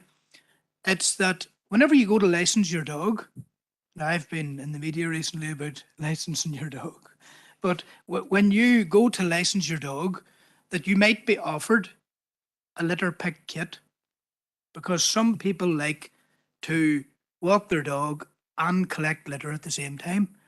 And to quote my cousin Bean, he said he likes nothing better than walking his dog, you know, in and around the grounds of the leisure complex in Omagh, up round the boat pond or the lake up there, the wee area there where there tends to be a lot of litter. And, you know, he adopts the spot sometimes, you know, he adopts that spot when he can. So it's a proposal that we as a council would look at that innovative idea of encouraging dog owners who register or license their dogs and invite them to receive a litter pick kit as well, and perhaps to nominate a spot for themselves where they walk regularly. Again, just to explore the merits of that. I know it's not costed or anything like that at this point, and I'm not sure if there's provision in the budget for a thing like that, you know, but even a pilot project around that area, to me, it makes sense. And Bean would regularly, you know, harangue me about not advancing that idea adequately. So in the spirit of Bean, I'm putting that proposal forward, Chair. Okay, thank you, Barry. And next we go to Councillor Alex Baird in the chamber. Thank you, Chair. Look, I'm sure Donal and Joe are genuine in their comments about what they're saying, but I'm almost thinking of referring to it as bleeding hearts, which is to say those who show excessive sympathy for another's misfortune. I listened to a programme lately about wheelchair users and the difficulty they were having with dog fouling. So it's bad enough when we as adults walk through it and it's on our shoes, but folk in wheelchairs going along, they have to put their hands on it. Now, we're in very stringent financial times, there's no doubt about that. But there's an old phrase, if you don't do the crime, you'll not have to do the time.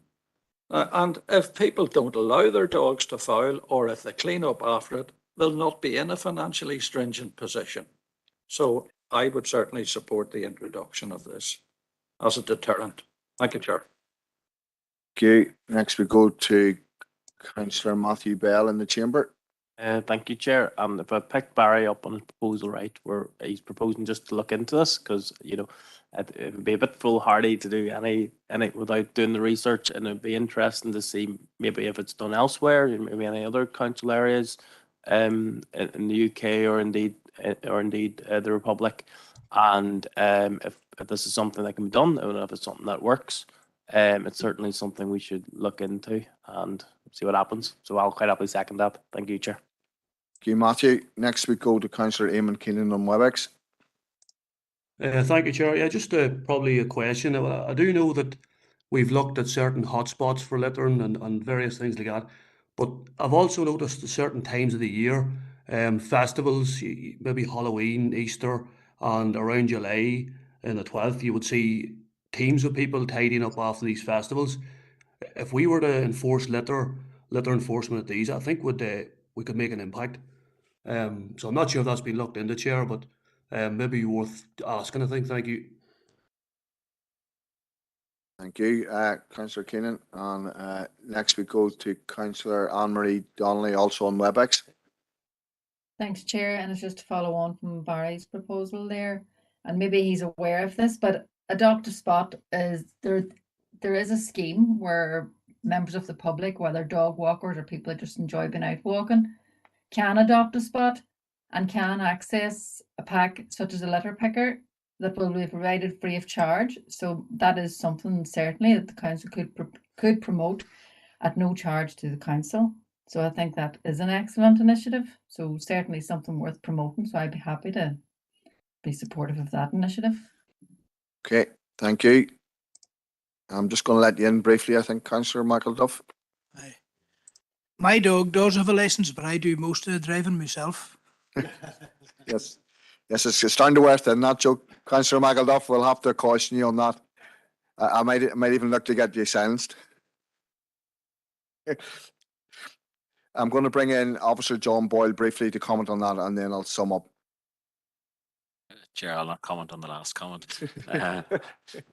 But maybe Chair, if it was appropriate, I notice Philip is on the call, just in relation to the issue that Councillor O'Coffey raised with regard to the 6-month limit of having already changed our fees or reverted back to pre-COVID fees or pre-fees before we had the private contractor in place. Maybe if that was appropriate, Philip.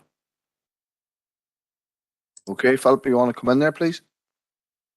Maybe you don't want to come in there.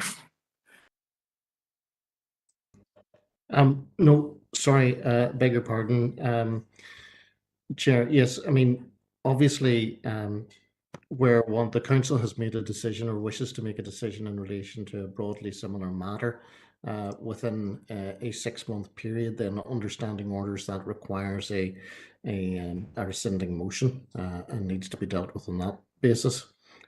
So that I think is the issue there. You would need to look at that from the point of view of a rescinding motion if you were looking at that. Okay, thank you, Philip. Chair, just in light of that, I think the recommendation would be, or the recommendation which is included in the report is following the 6-month period at which the rates were reduced again down to £75, that the new rates for £100 for both offences for littering and dog fine would be implemented. I suppose just to make it clear for members as to what the recommendation is. Okay, Philip, do you want to comment on that, just on the recommendation again? No? Well, no, I think John's explained it there, and unless there's anything that he wishes me to add in relation to that, it seems like a logical proposal. Okay, thank you. So we've had 2 proposals which are contrary to each other, and I'm going to bring in briefly Councillor O'Coffey here before I continue. Donald, come in quickly. You have Yeah, sorry, thank you, Chair. I just wanted to raise one clarification, if possible, through yourself, Chair, with the solicitor, the lawyer there. If he could clarify whether it is 6 months before we can reconsider it from that period, or it is 6 months from the period when we can actually enforce it, because my reading is that it is 6 months after the consideration. You have to have 6 months until you can reconsider the judgment again as a council. Thank you. Okay, thank you. Philip, you've heard what Councillor O'Coffey's had to say. Have you a comment on that? Yeah, I mean, Chair, I understand the point that Councillor O'Coffey is making. The point that Councillor O'Coffey is making, I think, is basically in and around the time, or hinges around the date of the decision. I think what is being proposed here, however, is a deferral of the date of the decision and the date of the implementation of the decision. I believe that's what the Director is suggesting. So I think on balance, that would probably fall within the standing orders, but I do understand the subtleties of the point that Councillor O'Coffey is making in relation to that. Okay, thank you for that, Philip. And given the advice then, we have 2 motions or 2 proposals. One is to go with the motion or with the proposals from the officer, and the other is to leave everything the way it is. The first one proposed and seconded was proposed by Councillor Deegan and seconded by Councillor O'Coffey. My reading is that if one stands, then the other falls. So we'll put the vote to the vote. The proposal by Councillor Deegan that the lines. Clarity before we just hit the vote, just before we decide, just from maybe Philip. Okay. Very briefly. Okay, Councillor Gardaí, if you want to come in there, please. Lovely. Thanks, Chair. And not just because we're getting a bit confused on it. Regardless of my views on the 2 proposals, that's irrelevant. My concern is possibly what donors raised. I think historically there has been issues raised, and they have been pretty much we've had to dismiss them even from discussion point of view because the time wasn't up. So I'm just making sure, and plus I'd be afraid going forward that people could perhaps bring things in an untimely fashion and then have an underline scoring that then this could be approved in 3 months' time again. I just think that's a dangerous area, and maybe it's okay, but I don't know if Philip knows where I'm coming from here, but to revisit decisions maybe prematurely, but have the underscore that's if it's agreed tonight that this will be implemented, say in June or July. So I'm just wondering, is it a dangerous territory, or is it something that maybe we should park till we're in the correct time frame? Again, it's just advice from Philip before we go to vote on it. Thank you, Chair. Okay, I'm just going to check with Councillor O'Reilly, because if he's looking at advice as well, then maybe he could mention his as well, or does he want to wait? Councillor Thomas O'Reilly. Yeah, cheers, John. Exactly that point. Irregardless of this issue, my clear understanding, and Philip a little ambiguous is on his answer. I feel my understanding is clearly that we can't even consider the issue until the 6 months has elapsed, and then we take a decision. So this thing of considering in the interim and then having a futuristic date is absolutely, I agree with Mary, a dangerous precedent to be setting. So I definitely want clarification that it is that my understanding of standing orders clearly is that we cannot consider the issue until 6 months has elapsed. Thank you, Chair. Thank you. I'm just going to bring in Councillor Thompson as well before we go back to Philip. Thanks, Chair. It's just an issue of clarification from the Director with regard to the date that we're looking at now, because I still stand by my proposal, but and I'm not going to waver on that one, but it's just with regard to the date as when it would be legal from. But whatever the date is, I'm standing by my proposal. Thank you. Okay. I'm just going to pass over to, first of all, to Director John Boyle. Chair, I've been just checking there to see the date, and I think it was November at November committee, so that is 4 months. So it is within the 6 months. Yes. Chair, just I suppose for clarity, maybe if members were content that we would revisit this in say a 2 months' time, when the 6 months is up, and maybe that is the cleanest way of dealing with it.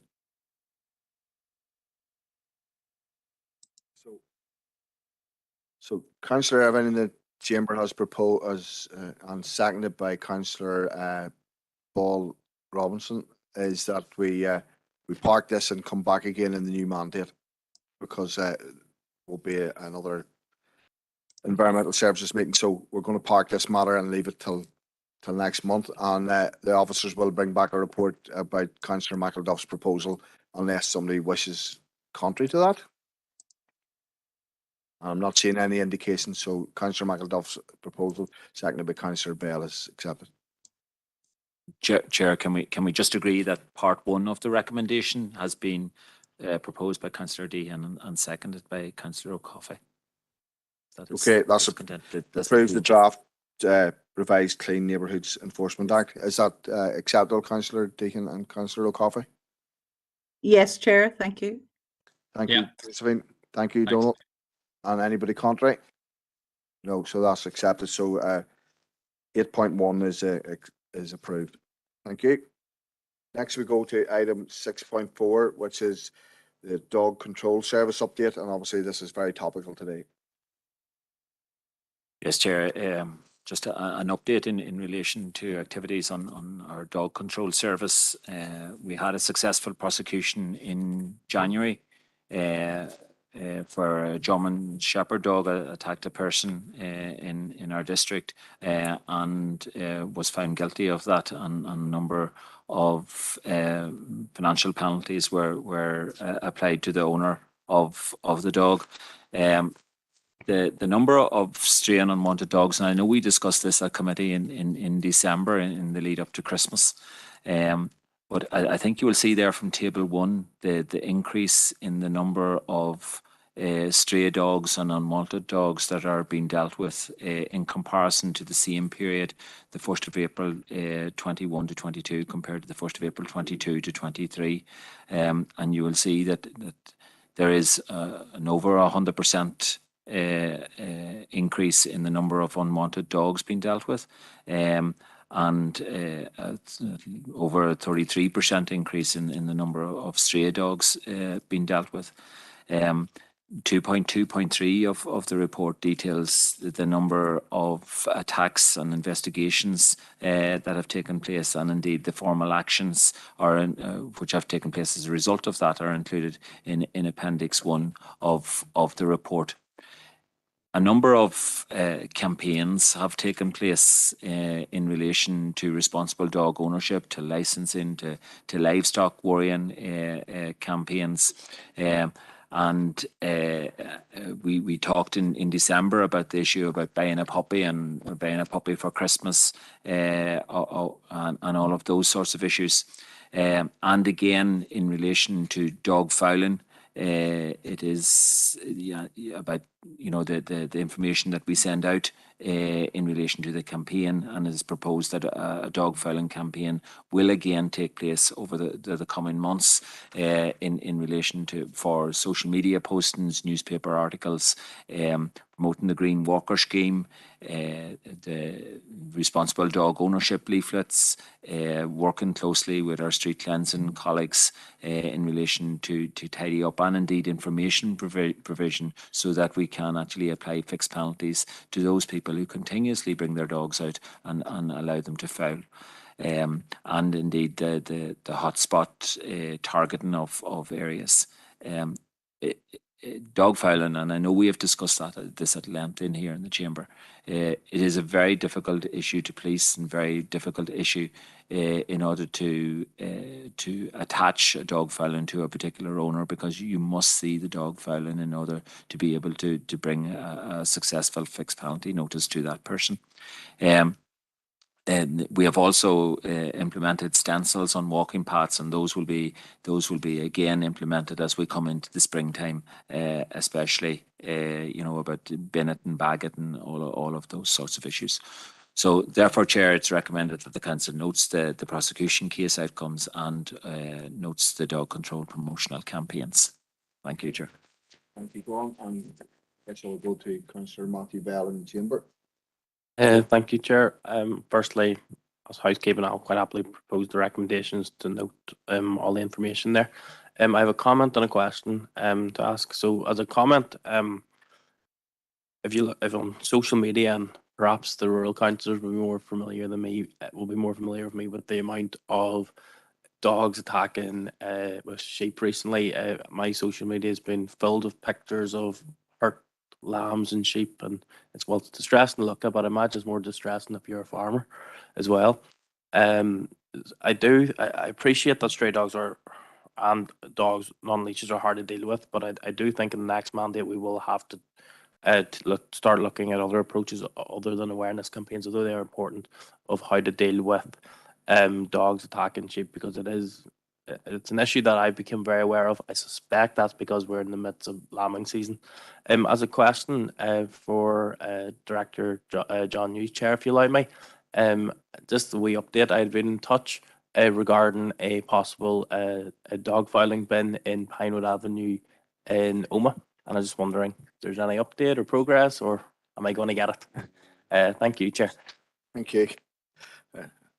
I'll bring John Hughes in on that. Sorry, Chair, I'll need to come back to the member. I know you had been in touch, sorry, and I will come back to you tomorrow on that with an update. Okay, thank you. And we go now to Councillor Thomas O'Reilly on WebEx.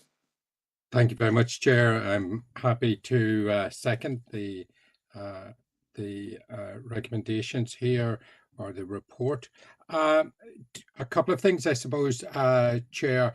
Coming in, as the previous speaker said, coming into the spring season, and farmers and the amount of livestock that are going to start getting out onto the fields, and particularly in the lambing season, there is certainly a worrying trend that we have here in the council area, both in attacks on livestock, generally attacks, I suppose, across the spectrum, but particularly stray dogs that we're having to deal with. And if we're moving up from 198 last year to 302 this year, that's an immense amount, Chair. And I'm looking to see if we could do some investigation across the other councils. Is this something that is very specific to Fermanagh? Is there other rural councils in particular that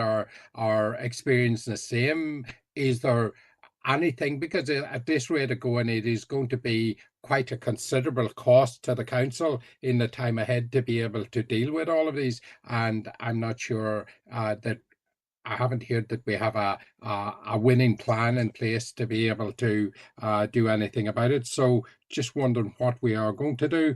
And the other one that I want to try to get a little bit better understanding of is that we have this legislation here that has been referred to about while dogs are out, keeping them under control and not letting them wander without being on a lead when you're in farmland and all of the rest of it.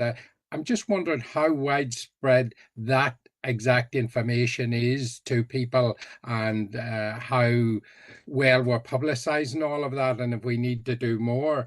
And how does that, secondly, apply then to people that are hunting with dogs and they're not under control? So I'm just wondering how that legislation pertains there. Is there some exemption clause or something for if I say I'm hunting with my dog, that my dog is allowed to be without proper control and a lead while in the countryside? So just a little bit of an anomaly there. Maybe if John or Philip or somebody, Chair, could enlighten me. Thank you. I'm going to pass you to Director John Boyle. Chair, I suppose, yes, it certainly is. I think Table 1 really highlights a worrying trend. It is a trend which has been experienced by all councils, and I think today's news highlights that. It isn't just for Fermanagh and Omagh District Council. I think it is a real indication about what happened during COVID, during lockdown, when people got dogs as companions during that period of time, but since have found that they are a noose around their neck or whatever, and then that they feel that they need freedom and the dogs may need freedom also. So I think that is the source of the trend as to why we are seeing an increase, and hopefully that trend will reduce after that initial period. What are we going to do? The only thing we can do is educate and to raise awareness. It's interesting that I was actually in a primary school in the last couple of weeks, and this was one of the issues which we spoke about with primary school children, and it was actually amazing to know their understanding and to realise their understanding about what responsible dog ownership was. And I think that's where we have to go to. I think many of the issues which we have, I think we have to get down to the lower levels of educating children so that they can come home and tell their parents. And I know following that meeting in the primary school, I know a number of parents contacted me and said, "Oh gosh, our children came home and they really were telling us, about what was right and what was wrong to do." So maybe that's a forum that we need to take take advantage of. I do agree that maybe our awareness campaigns need to be more frontal on our social media. But then you got to ask the question, are the people that we are really looking for, are they really on social media, or are they paying attention on social media? If you have a dog and you let it stray, then I just wonder, how responsible are you in the first place, and are you going to take notice of what our awareness campaigns are about? So it is an issue that every single council is struggling with in order to find the best way forward. I do hope that those figures do come down in the next year, that we are seeing a spike at this time because of the outworkings of COVID. Hunting dogs, Councillor O'Reilly raises an issue which I never ever had thought of before. And I will look at what the legislation says as to whether there are exceptions, and I'll certainly come back to Councillor O'Reilly in relation to that. Sorry. Thank you, Director. I'm now going to go to Councillor Deanna Armstrong on WebEx. Thank you, Chair. Yeah, I would concur with Councillor O'Reilly, the immense amount of stray dogs. That really is alarming. I was approached by a dog charity asking, and our director, John Boyle, was helpful. Unfortunately not able to find the solution, but was very helpful. So thank you, John. Seeking to rent any unused council property for their charity. And I just wonder, how can we help a charity coming forward like that? Because the council has a limit on the number of stray and unwanted dogs that the council can take in. But when there are organisations willing to look after them, is there something the council can do? I think, you know, the rise in the numbers may also be indicative of cost of living pressures on households, all those factors. And nobody, you know, most people enjoy having a pet, having a dog, and they do not want to give it up. So there's a lot of emotion there, and there are charities willing to look after them. So just the question is there something that the council can look at to support those charities? Thank you, Chair. Chair, we currently have an arrangement with all of the dog charities in relation to the unwanted and stray dogs, and I have to say, you know, our charities work very well with us in that regard, and we have a very successful partnership in relation to it. At this stage, and it is actually quite surprising that the number of stray dogs and unwanted dogs is being handled just about at this stage between ourselves and the charities, and that is encouraging. I think we are at tipping point. I think if the number of strays or unwanted were to increase, I think we would be in quite severe difficulties. Members may remember, I think it was December, that we brought a report through that we would just deal with stray dogs, and that we would encourage owners and help them in whatever way we could for unwanted dogs, you know, to encourage them to keep them wherever possible in their homes. But members felt that wasn't appropriate, and so we continue to take unwanted dogs. So I suppose that is one option which is still available for council to take, is that we would work with dog owners for unwanted dogs to see is there anything that they could do in order to encourage them to keep them in their own home. Thank you. Next we go to Councillor Stephen Donnelly in the chamber. Thank you very much, Chair. And I mean, I suppose whenever this was last considered, I mean, part of the reason for the decision to not change policy at that time, I think, was actually motivated by genuine animal welfare considerations at that point. And I'm glad that although there has been difficulties and there have been capacity issues, that the report does seem to indicate that over the new year and the Christmas period, that the numbers have been manageable. Although I acknowledge that the comments regarding capacity, that we can't really afford any further spike.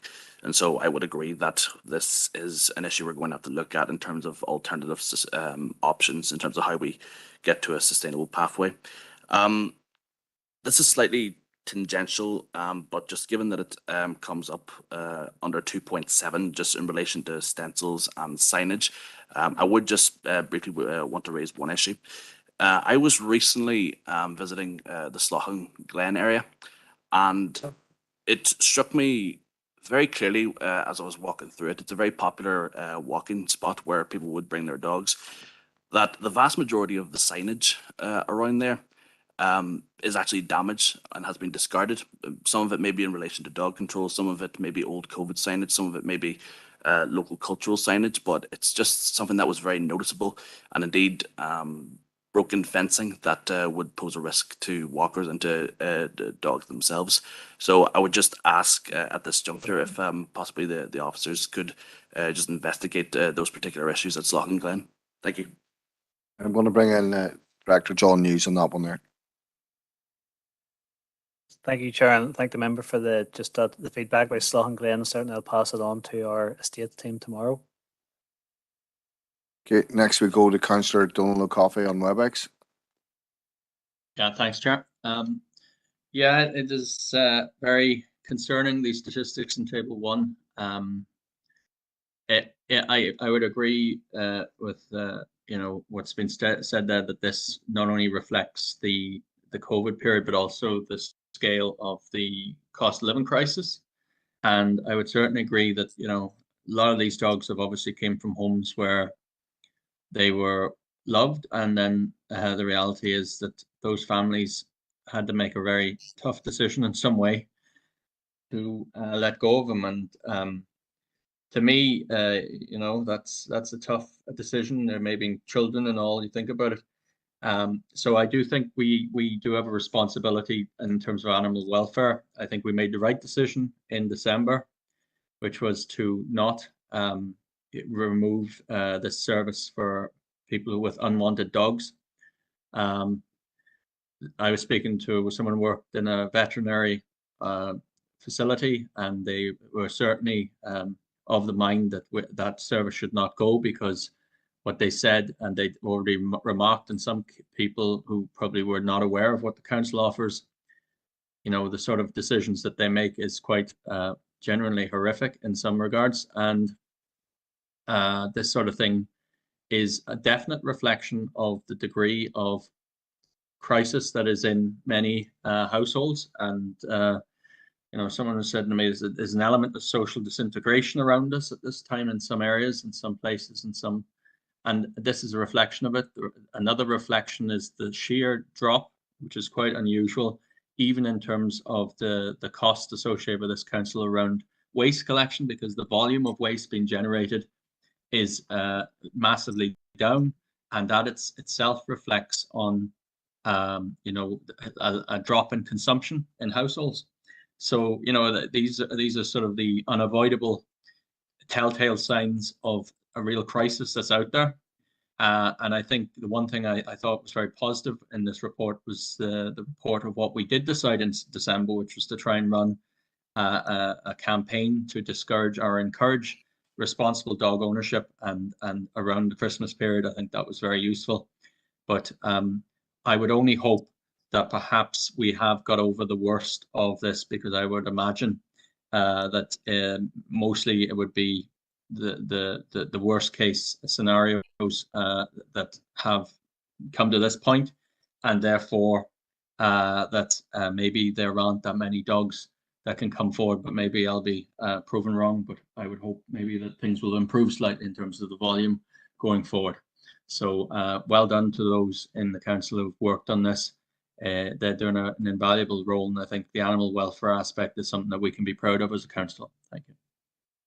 Thank you, Donald. And finally, bring in Councillor Barry McElduff in the chamber. Okay, thank you, Chair. There's a series of issues here. I recently visited the dog pound in Enniskillen with staff, you know, and it was very enlightening. The staff have a great heart, you know, for the animals. But the thing that stood out for me is that licensing campaign message again, because the dogs that were there, soon to be moved on till a charity that would hopefully rehome them, that they were microchipped, they were chipped, but they weren't licensed. So you could have a situation where a dog becomes separated from its owner, and the owner actually doesn't know where it is, and it's in the dog pound, because they're chipped in some cases, in many cases, but they're not licensed, and they're not able to trace the owner. So that was pointed out to me as a significant thing, you know. Just to thank the council too for, I think they have it done, but agreeing to do some wee improvements to the dog pound there. Tiling, which was kind of required for prevention of the spread of disease, you know. That's just a secondary point. Also agree with Councillor Matthew Bell there when he talked about the importance of addressing livestock worrying, sheep worrying. And there was a recent very bad incident in the Ruski Gorton area that I'm aware of. And it's very, very distressing for not only the animals, but the owner, the farmer in question, and the farm family. So that's that. Just finally, on the dog fouling, that green walker scheme is very good, and so are the stencils. And earlier in this mandate, John Boyle, our director, you know, talked about a very aggressive, robust campaign against, you know, dog fouling. Just asking John to comment, you know, on the robustness and the aggression of that campaign. And one idea that was looked at in the past was DNA testing and profiling of dog fowl, tested against the records of the dog. And I think that was being trialled or looked at perhaps in Leitrim County Council. So just ask for the director's comments on those matters, please. Thank you. Chair, just I suppose taking the last point first, I think we brought a report on DNA testing, and it certainly would not be something that would be economically viable for us as a council. A very expensive activity to take part in, and the results of it, the economic case compared to the benefits that would be achieved out of it, would not stand up to scrutiny. In relation to the robustness of the campaign with regard to dog fouling, it is one of our campaigns that has probably been the most robust over the last year and a half, and we really have made strong efforts with regard to billboards, with regard to social media, and indeed trying to get, for example, Chairman, yourself involved in photo opportunities and things like that. So it is something that the one thing about responsible dog ownership is the one campaign that has been very, very strong in this council chamber and from the officers, and we plan to go out here in spring and do exactly the same thing again and learn the lessons about what we have done before. What I would like to do in a future report on the approach to summer is bring a report on the success of that campaign, because I think we need to learn the lessons about what we are doing, how we're doing it. Is it the right thing to do? Are there other innovative approaches? But like I say, I think all councils are actually struggling with this issue, and all of them are looking for that holy grail as to how to approach it and what success looks like, and none of them have found it yet. Thank you. Yeah, we had the report. There is a report to note and a proposal to note by Councillor Matthew Bell, and I forget it was that long ago. Councillor Thomas O'Reilly proposed seconding that. Anybody contrary to that? No. So that's that noting accepted. Next we go to the report on the Northern Ireland Local Authority collected municipal waste management statistics, and we go to Director John News. Thank you, Chair. This is the standard quarterly report on local authority collected municipal waste, and it's presented here to note for information. The structure, as I said out previously, an overview of the situation in terms of local authority collected waste at a Northern Ireland level, and a number of key points in terms of Fermanagh and Omagh. I suppose a couple of things really just to note was, first one was in terms of overall waste arisings, that there was a decrease in 2022, the period July to September 2022 compared to the same period in 2021. And remember, actually in the previous discussions already alluded to that there has been a general decrease in total waste arisings over the course of the last 10 months in particular, as a result of cost of living crisis, and as people become more prudent around how much consumption is actually taking place within the household. An overview there in terms of recycling, and noting that the overall household recycling rate in Fermanagh and Omagh is 49.1%, which is just below the target that councils are working towards in terms of at least 50%. But what is notable there is that in terms of dry recycling rates, Fermanagh and Omagh Council is 25.3%, which is the second highest dry recycling rate in Northern Ireland.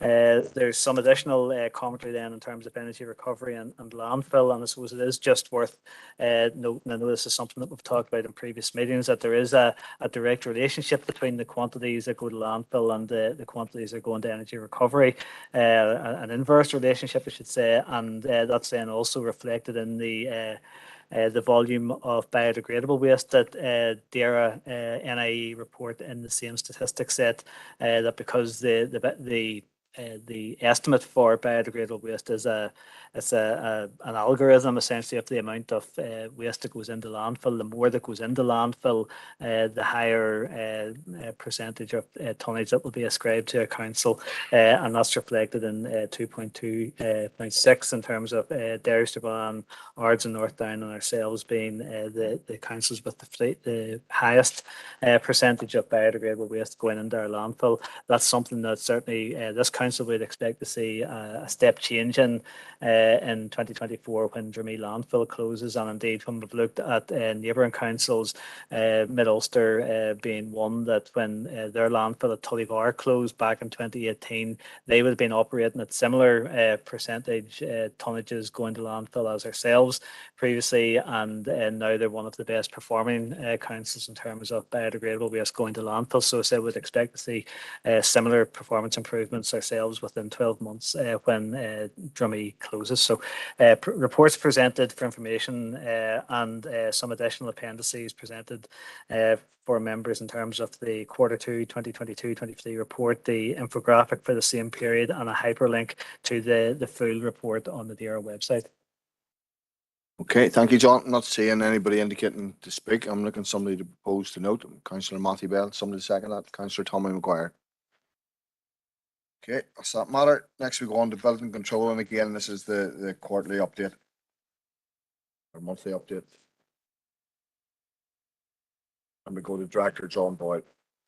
Yes, Chair, is the standard monthly report for noting by committee. So, Chair, it's just the recommendation that the Council notes the building control and licensing actions for the period 26th of January to the 17th of February. Okay, proposal Councillor Paul Robinson and Councillor Alan Rainey. Second that, so that's noted. Next we go to the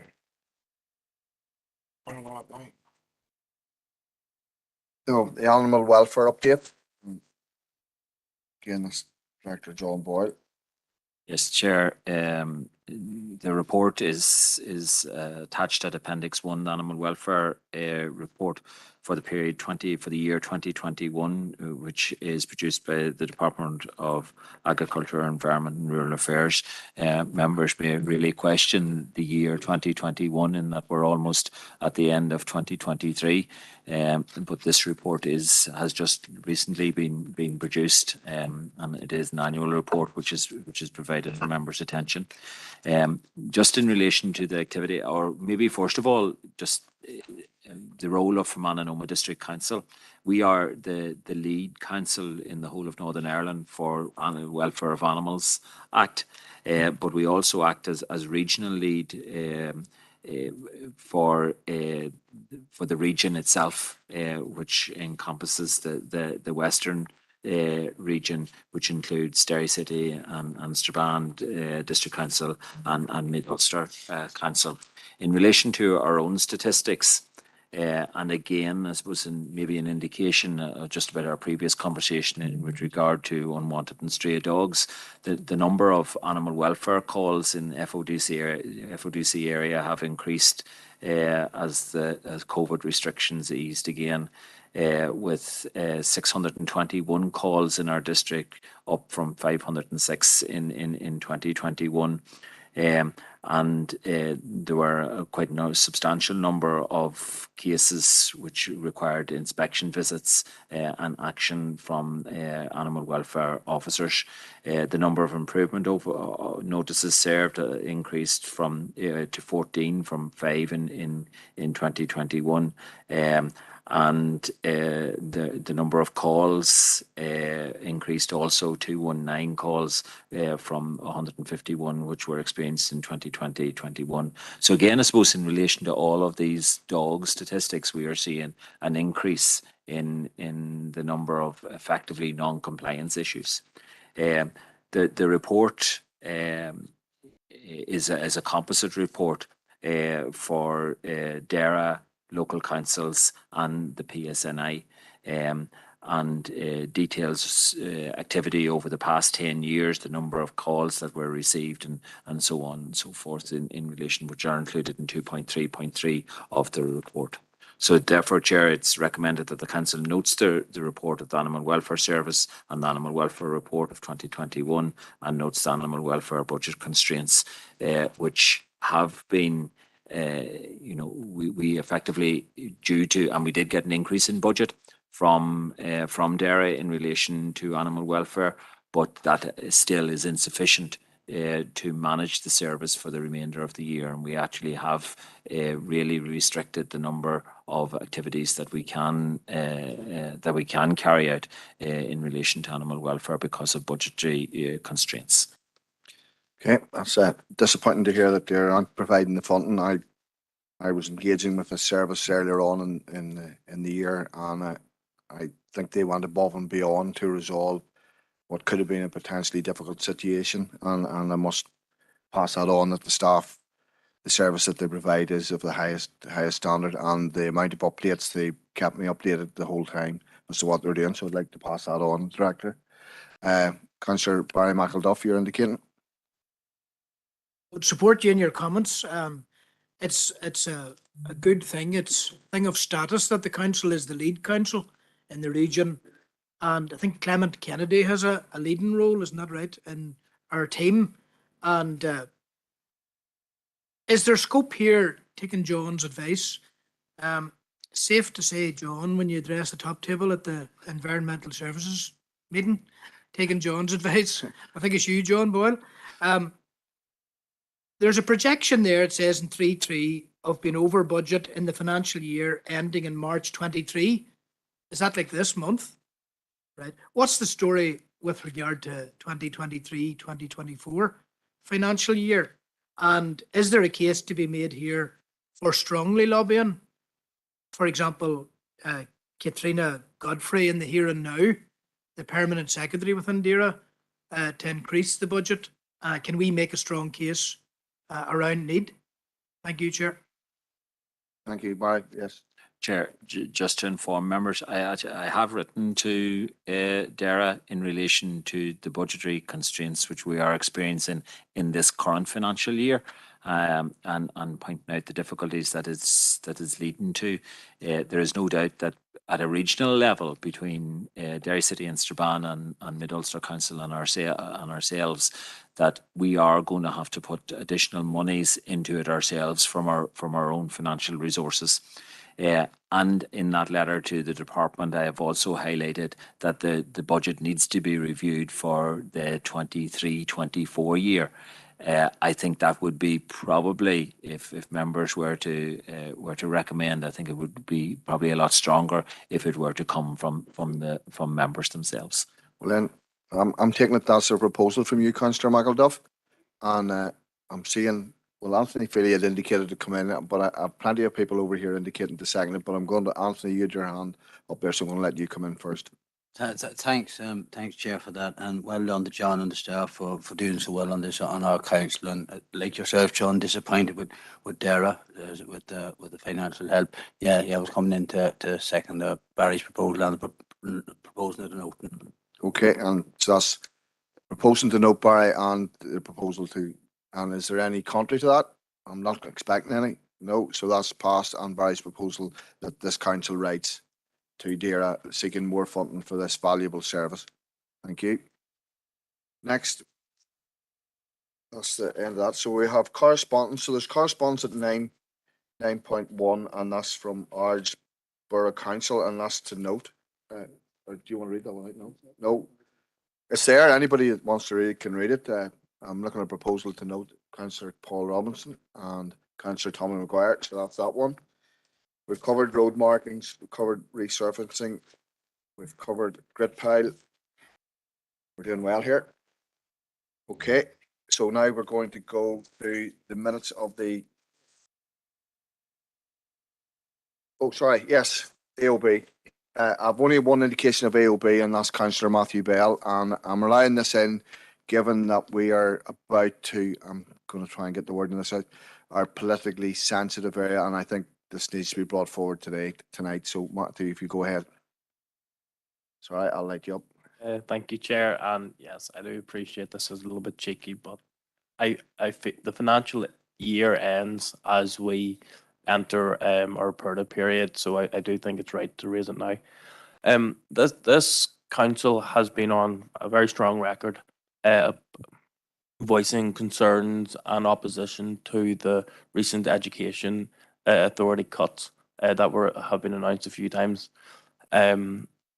Over the last few weeks, I've been engaging with various schools in Omagh, basically to ask them what's their fears, what are they worried about, what are they scared that's going to be cut.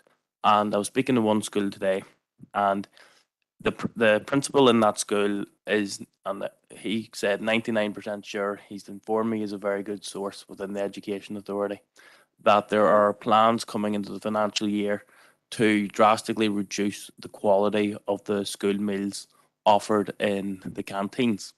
And the phrase he said to me was, it's going to go back to pre-Jamie Oliver days. And as we do know, Jamie Oliver did an awful lot of work in the 2000s to improve the school quality or improve the quality of school meals. Now, this council is also very aware of how important good quality food is. It's the bedrock of healthy living. And with good physical health comes all sorts of benefits. So my proposal is very simple, and I can't imagine it's going to have much opposition. I would like to write to the Education Authority, the Permanent Secretary for Education, and the Secretary of State, basically asking, firstly, are these plans coming down the line? And secondly, if they are, don't be doing that, because we need to encourage good quality food in our schools. Thank you, Chair.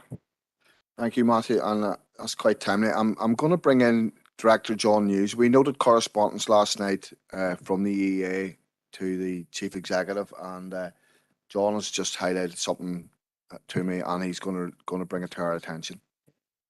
Thank you, Chair. Yes, it was just when Councillor Bell was discussing or introducing the topic, I was reminded, I think there was correspondence was actually from the Permanent Secretary in the Department of Education. I think it was Permanent Secretary, Dr. Mark Brown, where he had written to us in it was a reply to correspondence that we had previously sent to him. But actually within that correspondence, Dr. Brown had noted that it's in this context that the EA board approved a range of savings proposals on the 17th of January, and then lists a number of those. And one of the items that they've noted as part of those savings was a review of school meal menus with the intention of increasing uptake. So just I'm only sharing that for information that correspondence was noted by members of council last night. Okay, are you looking in again? Just going to let you in there briefly, Matthew. I do think it's still right to I do think it's right to still keep the proposal, just to have the clarity if there is any plan to reduce the quality of school meals. As I say, the principal I was speaking to is fairly sure that this is the plan, and I do think the clarity is still needed, even if it is to alleviate concerns. My question is, at this point, is it still appropriate to make the proposal? Is it still okay within standing orders? I think it is. I'm going to accept it as the chair. I'm going to accept it. Do I have to bring you in, Councillor Stephen Donnelly, or are you just notifying me of your is that what you wish a conflict of interest due to your involvement with the Education Authority? And the first speaker after Councillor Bell, and I'm going to go briefly, is Councillor Deegan on WebEx. Dr. Deegan. Yes, thank you, Chair. And actually, what I was going to say has been summarised very well by John News, and thank you, John, for that. Yes, Chair, you will recall that we did have a discussion on this at council meeting last night, and the letter from Dr. Brown was quite confusing. As I had stated, in respect of the school meals, his letter seemed to indicate that the review of the school meals menu would actually increase the uptake of meals. But I certainly would share Councillor Bell's concerns regarding the quality of the school meal provided. And I think it's so important, particularly in the situation where many households are experiencing significant financial difficulties and the rising costs of food, that school children should have a solid meal in the middle of the day. So I certainly feel it's worth writing back, emphasising this point and expressing our concerns. So I will second Councillor Bell's proposal, Chair. Thank you for letting me in. Thank you, Dr. Deacon. And next we go to Councillor Earl Thompson in the chamber. Thank you, Chair, and thanks to Councillor Bell for bringing that forward. It is a worrying situation now, there's no doubt about that. And I was going to come on and second Councillor Bell's proposal, but you went to WebEx, so I'll have to put myself down as a supporter of Councillor Bell, and this party will support Councillor Bell on that one. Okay. But just the question, just clarification there as to who exactly in the EA we're writing to.